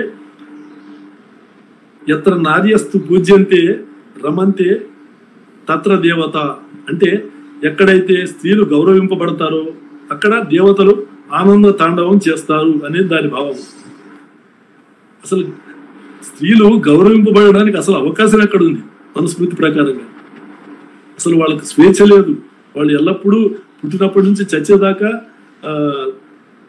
తండ్రి అధీనంలో ఉండాలి, భర్త అధీనంలో ఉండాలి, పిల్లల అధీనంలో ఉండాలి.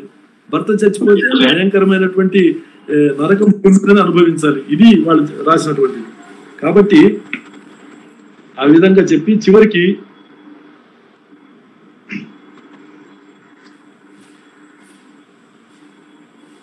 మాస్టర్ గారు ఏమంటారంటే ఈ పార్సీలు అనేటటువంటి వాళ్ళంతా ఇరానీయులే. ఈ పార్సీలు ఈ ఇరానీయులకు జెండా అవేస్తా అనేటటువంటి గ్రంథం ఉందండి. ఆ జెండా అవేస్తాలో 3 వర్ణాలు ఉంటాయి. ఆ 3 వర్ణాలు ఇక్కడికి వచ్చిన తర్వాత ఈ శూద్రుల్ని కలుపుకుని 4వ వర్ణం ఏర్పడింది. అందుకనే ఆర్య త్రైవర్ణిక, అనార్య శూద్ర అని చెప్పి ఈ అనార్యులు అనే వాళ్ళు కేవలం ఇక్కడ లోకల్ స్థానికంగా ఉన్నటువంటి శూద్రులు మాత్రమే అని చాలా స్పష్టంగా మనకు అర్థమవుతుంది. ఇది గౌతమ ధర్మసూత్రంలోనే రాశారు. ఆర్య త్రైవర్ణిక, అనార్య శూద్ర. ఆ విధంగా ఇక్కడ స్థానికంగా ఉన్నటువంటి వాళ్ళని మాత్రమే వీళ్ళు రాక్షసుల్లాగా వాళ్ళను చిత్రీకరించి ఈ పురాణాల కథలన్నీ కూడా ఈ శూద్రుల్ని రాక్షసులుగా చిత్రించినటువంటి కథలే తప్ప మరొకటి కాదు. తర్వాత రాజు అనేటటువంటి వాడు ఎప్పుడు కూడా వేద పండితులకు దానం చేయాలట. ఆ విధంగా దానం చేస్తే ఇతరులకు దానం చేసిన దానికంటే లక్షల రెట్లు అధిక ఫలం లభిస్తుందట. బ్రాహ్మణ సేవ రాజుకి ధర్మాలన్నింటిలోకి చాలా గొప్ప ధర్మం అంట. ధిక్కరించినటువంటి రాజుల్ని బ్రాహ్మణులు హత్యలు కూడా చేశారు, కానీ రాజులు మాత్రం ఏ బ్రాహ్మణుల్ని పదవి నుంచి కూడా తప్పించలేదు. మనం చూస్తున్నాం కదా, బ్రాహ్మణులు రాజులు చంపిన సందర్భాలు ఉన్నాయి, కానీ రాజులు మాత్రం బ్రాహ్మణుల్ని చంపలేదు, వాళ్ళను కనీసం పదవి నుంచి కూడా తొలగించలేదు, వాళ్ళకి శిక్షలు విధించలేదు. దేశంలో నిధులు దొరికితే ఆ దొరికిన దాంట్లో సగము బ్రాహ్మణులకు ఇచ్చేసి మిగిలింది మాత్రమే రాజు ఒక్కసారి తరలించాలట. తర్వాత యుద్ధ విజయం వల్ల లభించినటువంటి గుర్రాలు, ఏనుగులు, స్త్రీలు, దోపిడీ సొమ్ము ఇదంతా కూడా ఎలా పంచుకోవాలంటే ఆ యుద్ధం చేసినటువంటి వీరుల యొక్క శక్తానుసారంగా వాళ్ళందరికీ పంపిణీ చేయమంటుంది మన ధర్మశాస్త్రం. అదేవిధంగా ఈ సాక్ష్యాలు చెప్పడానికి కూడా సూదులు పనికిరారు. ఉత్తమ వర్ణాలు కోరినప్పుడు మాత్రమే సూర్యుడు సాక్ష్యం చెప్పాలి, లేకపోతే సాక్ష్యానికి అనర్హులు. చండాలు అసలు సాక్ష్యానికే పనికిరారు. 5వ వర్ణమే లేదని చెప్పినటువంటి మనుస్మృతి చండాలుల గురించి 5వ వర్ణాన్ని గురించి చాలా చెప్పింది. నాస్తితు పంచమ, ఎందుకంటే ఈ చండాలుల గురించి ఇది 5వ వర్ణంగా లెక్క వేస్తారేమో, ఆ విధంగా లెక్క వేస్తే మళ్ళీ మనకు ఇబ్బంది అవుతుందని చెప్పి అసలు 5వ వర్ణం అనేదే లేదని చెప్పారు. కానీ వాస్తవానికి ఈ చండాలులంతా ఎక్కడి నుంచి వచ్చారు? ఈ వాళ్ళు చెప్పినటువంటి 4 వర్ణాల్లో లేనటువంటి వాళ్ళు ఎక్కడి నుంచి వచ్చారు? ఈ సంకర వర్ణాల నుంచి వచ్చినటువంటి వాళ్ళు. ఇదంతా కూడా విదేశీయులు భారతదేశంలోకి వచ్చిన తర్వాత అన్ని రకాల వర్ణాలు, అన్ని కులాలు సంకరమైనవే. ఈనాడు పవిత్రంగా ఉన్నటువంటి వర్ణం గాని కులం గాని ఏ ఒక్కటి లేదు. అలా ఉందని చెప్పి భ్రమల్లో కొంతమంది బ్రాహ్మణులు ఉన్నారు ఇంకా ఇప్పటికీ. కాబట్టే వాళ్ళు ఆ రకంగా భావిస్తున్నారు. వాస్తవానికి మొత్తం అంతా కూడా భారతదేశంలో ఉన్నటువంటి కుల వ్యవస్థ మొత్తం అంతా కూడా సంకర వ్యవస్థనే. అయినప్పటికీ కూడా ఈనాడు ఆచార్యులు కానివ్వండి, మరి మిగతా మఠాధిపతులు, పీఠాధిపతులు ఎవరిని తీసుకున్నా కానీ వీళ్ళందరూ ఏం చేస్తున్నారయ్యా అంటే, వీళ్ళంతా కూడా ఈ వర్ణ ధర్మాన్ని కాపాడడం కోసమే వీళ్ళంతా ఉన్నారు, మరొకటి లేదు అనేది మనకి ఇప్పుడు అర్థమైనటువంటి విషయము. ఇంకా చివరిలో రెండో గ్రంథంలో దాదాపుగా ఈ మొదటి ఈ మనోధర్మ శాస్త్రం, మానవ ధర్మ శాస్త్రమా అన్న దాంట్లో ఉన్నటువంటి విషయాలు మౌలికమైన విషయాలు. ఇప్పుడు విశుద్ధ మనుస్మృతి అంటే ఈ మనుస్మృతి మైనస్ అశుద్ధం అనేటటువంటి దాంట్లో మాస్టర్ ఏం చెప్తున్నారంటే, ఈ దయానంద సరస్వతి అని మనకు 1824 నుంచి 1883 దయానంద సరస్వతి అతను సత్యార్థ ప్రకాశిక అని ఒక గ్రంథం రాశాడు. దాంట్లో ప్రతిదీ కూడా వేదంలోనే ఉంది, ఆధునిక విజ్ఞానం అంతా వేదంలోనే ఉంది అనేటటువంటి వాదాన్ని తెచ్చినటువంటి వాడు మొట్టమొదటి వాడు దయానంద సరస్వతి. ఈ దయానందుడు ఏంటంటే, వేదంలో ఏముందో దాని ప్రకారంగానే మిగతావన్నీ ఉండాలి. స్మృతులు కానీ ఏవైనా సరే వేదంలో చెప్పిన దానికి విరుద్ధంగా ఏదైనా ఉంటే వాటిని తీసేయాలి. కాబట్టి మనుస్మృతిలో కూడా వేదానికి అక్కడక్కడ విరుద్ధమైనటువంటి విషయాలు ఉన్నాయి కాబట్టి వాటిని అంతా తీసేయాలని చెప్పి ప్రచారం చేశారు. దాని ప్రకారంగా 1986లో ప్రొఫెసర్ సురేంద్ర కుమార్ అనేటటువంటి అతను పండితుడు ఈ మనుస్మృతిలో ఉన్నటువంటి 2684 సూత్రాల్లో 1470 తీసేసి 1214 మాత్రమే విశుద్ధ శ్లోకాలని చెప్పి విశుద్ధ మనుస్మృతి అని చెప్పి ఆయన మళ్ళీ ప్రకటించడం జరిగింది. అది దానికి హిందీ వ్యాఖ్యానం చేశారు ఆయన, ప్రొఫెసర్ సురేంద్ర కుమార్. దానికి తెలుగులో పివి రమణమూర్తి గారు తెలుగులో వ్యాఖ్య రాశారు. అంటే దాదాపుగా 2684 శ్లోకాల నుంచి 1470 శ్లోకాలు తీసేసి 1214 మాత్రమే విశుద్ధమైనటువంటివి అని చెప్పి ఆ మనుస్మృతిలో ఉన్నటువంటి అశుద్ధమైన శ్లోకాలను తొలగించి దాన్ని విశుద్ధం చేశారని చెప్పేసి రాష్ట్రాలు చెప్తున్నారు. అసలు మొత్తం ఉన్నదంతా అశుద్ధమే కాబట్టి మనుస్మృతిలో నుంచి అంత అశుద్ధాన్ని తీసేసినా మిగిలింది కూడా అశుద్ధమే ఉంటుంది అనేది రాష్ట్రాలు గారి సారాంశం.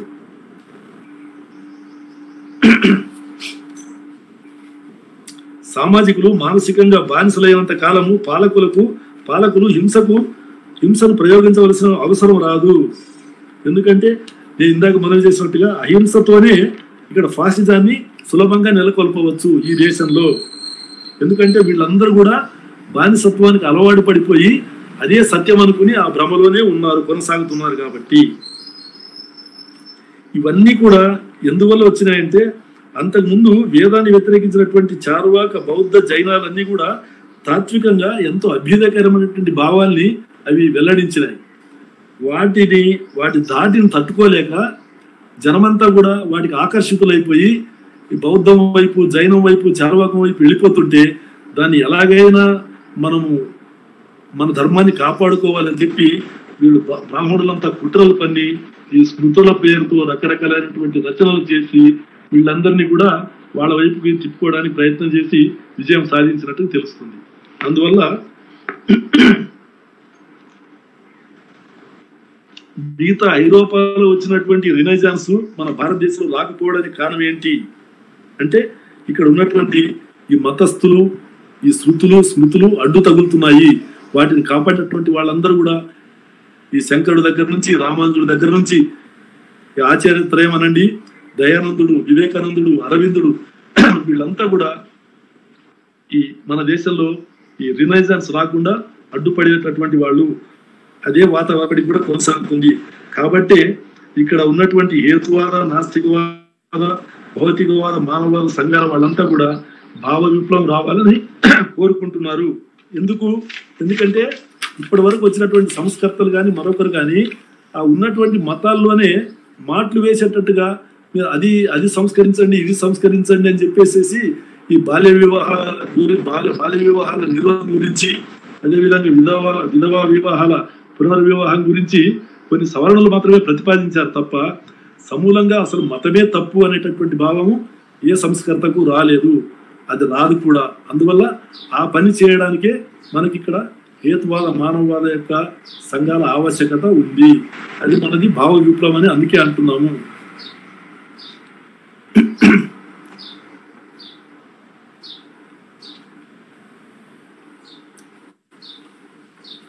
ఎనిమిదవ శతాబ్దంలో వచ్చినటువంటి మేధాతిథి, 9వ శతాబ్దంలో వచ్చినటువంటి కల్లూక భట్టు అనేటటువంటి వాళ్ళు ఈ మనుస్మృతికి వ్యాఖ్యానాలు రాశారు. దాని ప్రకారంగానే అవే ఇప్పుడు అమల్లో ఉండి ప్రచారంలో ఉన్నటువంటివన్నీ వాళ్ళు చెప్పినటువంటి వ్యాఖ్యానాలే.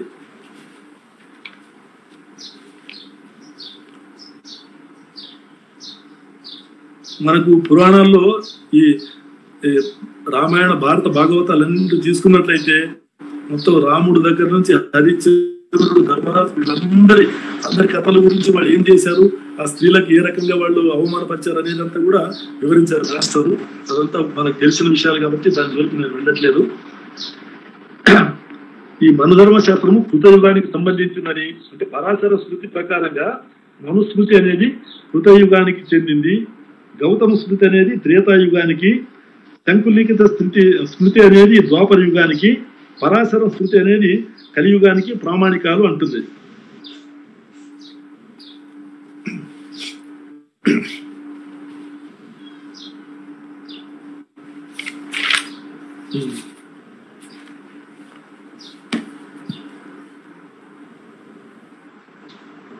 డాక్టర్ అంబేద్కర్ గారు రాజ్యాంగాన్ని రచించేటప్పుడు కూడా ఈ హిందూ మతవాదులు, హిందూ సాంప్రదాయవాదులు అందరూ వచ్చి ఈ హిందూ మతానికి సంబంధించినటువంటి అంశాలని దాంట్లో పెట్టాలని చెప్పేసి ఒత్తిడి తీసుకొచ్చారు. అప్పుడు వాళ్ళందరూ పటేల్ దగ్గరికి వెళ్ళారట, సర్దార్ వల్లభాయ్ పటేల్ దగ్గరికి వెళ్తే ఆయన అంబేద్కర్ అన్నాడట, అసలు హిందూ ధర్మం అనేది ఒకటి ఉందా, అసలు అంతా కూడా ఒకరు చెప్పింది ఒకరు వినరు, వేదాల్లో చెప్పింది ఉపనిషత్తులు వ్యతిరేకిస్తాయి, ఉపనిషత్తుల్లో చెప్పింది దర్శనాలు వ్యతిరేకిస్తాయి, దర్శనాల్లో చెప్పింది స్మృతులు వ్యతిరేకిస్తాయి, అసలు ఒకటిగా లేనే లేదు. అసలు హిందూ మతానికి, హిందూ ధర్మం గురించి చెప్పేది ఒక్క గ్రంథం లేనే లేదు. ఎన్ని గ్రంథాలు ఉన్నాయో దేనికదే తన ఇష్టం వచ్చినట్టుగా చెప్తున్నాయి. దీంట్లో సమానమైనటువంటి భావాలు లేవు, కాబట్టి దాన్ని తీసుకోవడానికి అవకాశం లేదని చెప్పి కొట్టేశాడు అంబేద్కర్. అందువల్ల నేనేం చేయలేను అన్నాడట సర్దార్ వల్లభాయ్ పటేల్. అది మాస్టర్ గారు అందులో మనకు పేర్కొన్నారు. కాబట్టి వీళ్ళు ఏం చేశారంటే, ఈ విశుద్ధ మనుస్మృతి తయారు చేసే వాళ్ళు ఈ స్మృతుల్లో ఉన్నటువంటి పరస్పర విరుద్ధాలు ఏవైతే ఉన్నాయో వాటిని సాధ్యమైనంత వరకు తగ్గించడానికి ప్రయత్నం చేసినట్టుగా తెలుస్తుంది. యుగ క్షీణతను బట్టి ధర్మాలు వేరువేరుగా ఉంటాయనేది మనుస్మృతి, కానీ ఆ శ్లోకాన్ని విశుద్ధ మనుస్మృతి తొలగించేసింది. మనుస్మృతిలోని సంకర వర్ణాలన్నీ కూడా తొలగించేసింది. ఇందాక నేను మనవి చేసినట్టుగా ఆ సంకర వర్ణాలు ఏవైతే ఏర్పడ్డాయో అవన్నీ కూడా తీసేసింది విశుద్ధ మనుస్మృతి. ఇదంతా ఎట్లుందంటే హిందూ మత గ్రంథాలన్నీ కూడా ఏ ఒక్కరో ఒకనాడో రాసినటువంటిది కాదు. కాబట్టి ఇందులో మనకు భారతం దగ్గర నుంచి భగవద్గీత వరకు తీసుకున్నట్లయితే 8,000 శ్లోకాలతో ఉన్నటువంటి భారతము 24,000, దాని తర్వాత చివరికి 1,00,000 శ్లోకాలకి పెరిగింది. అదేవిధంగా భగవద్గీత 85 శ్లోకాలతో ప్రారంభమై 700 శ్లోకాల దాకా పెరిగింది. ఇదంతా ఎలా జరిగింది? ఎవడి భావాలు వాడు వచ్చినట్టుగా దాంట్లో తీసుకెళ్లి దాంట్లో పెట్టేస్తున్నారు, దోపేస్తున్నారు వాటిలో. అందువల్ల ఆ రకంగా అవన్నీ పెరిగినాయి అనేది మాస్టర్ గారు చివరికి తేల్చినటువంటి విషయము. సో ఈ రకంగా మొత్తం మనుస్మృతి కానీ మరొక స్మృతి కానీ ఏది తీసుకున్నా కానీ ఇవన్నీ కూడా మానవ జాతికి సంబంధించినటువంటి సమానత్వం కానీ, స్వేచ్ఛ కానీ, మరి మరొకటి కానీ లేనే లేవు. ఇవన్నీ కూడా అధర్మపూరితమైనటువంటివి, పరమ నీచమైన నికృష్టమైనటువంటివి. ఇటువంటి భావాల జోలిని ఇవి చర్చనీయ అంశాలే కావు. ఎందుకంటే మేము చదువుకునేటప్పుడే స్త్రీకి విద్య అవసరమా అనవసరమా, స్త్రీకి స్వేచ్ఛ అవసరమా అనవసరమా, అంటరానితనము న్యాయమా అన్యాయమా అనేటటువంటి చర్చ జరిగేదండి. అది ఎంత అన్యాయం అసలు అవి చర్చనీయ అంశాలు కానే కాదు, అవి ఖండనీయ అంశాలు.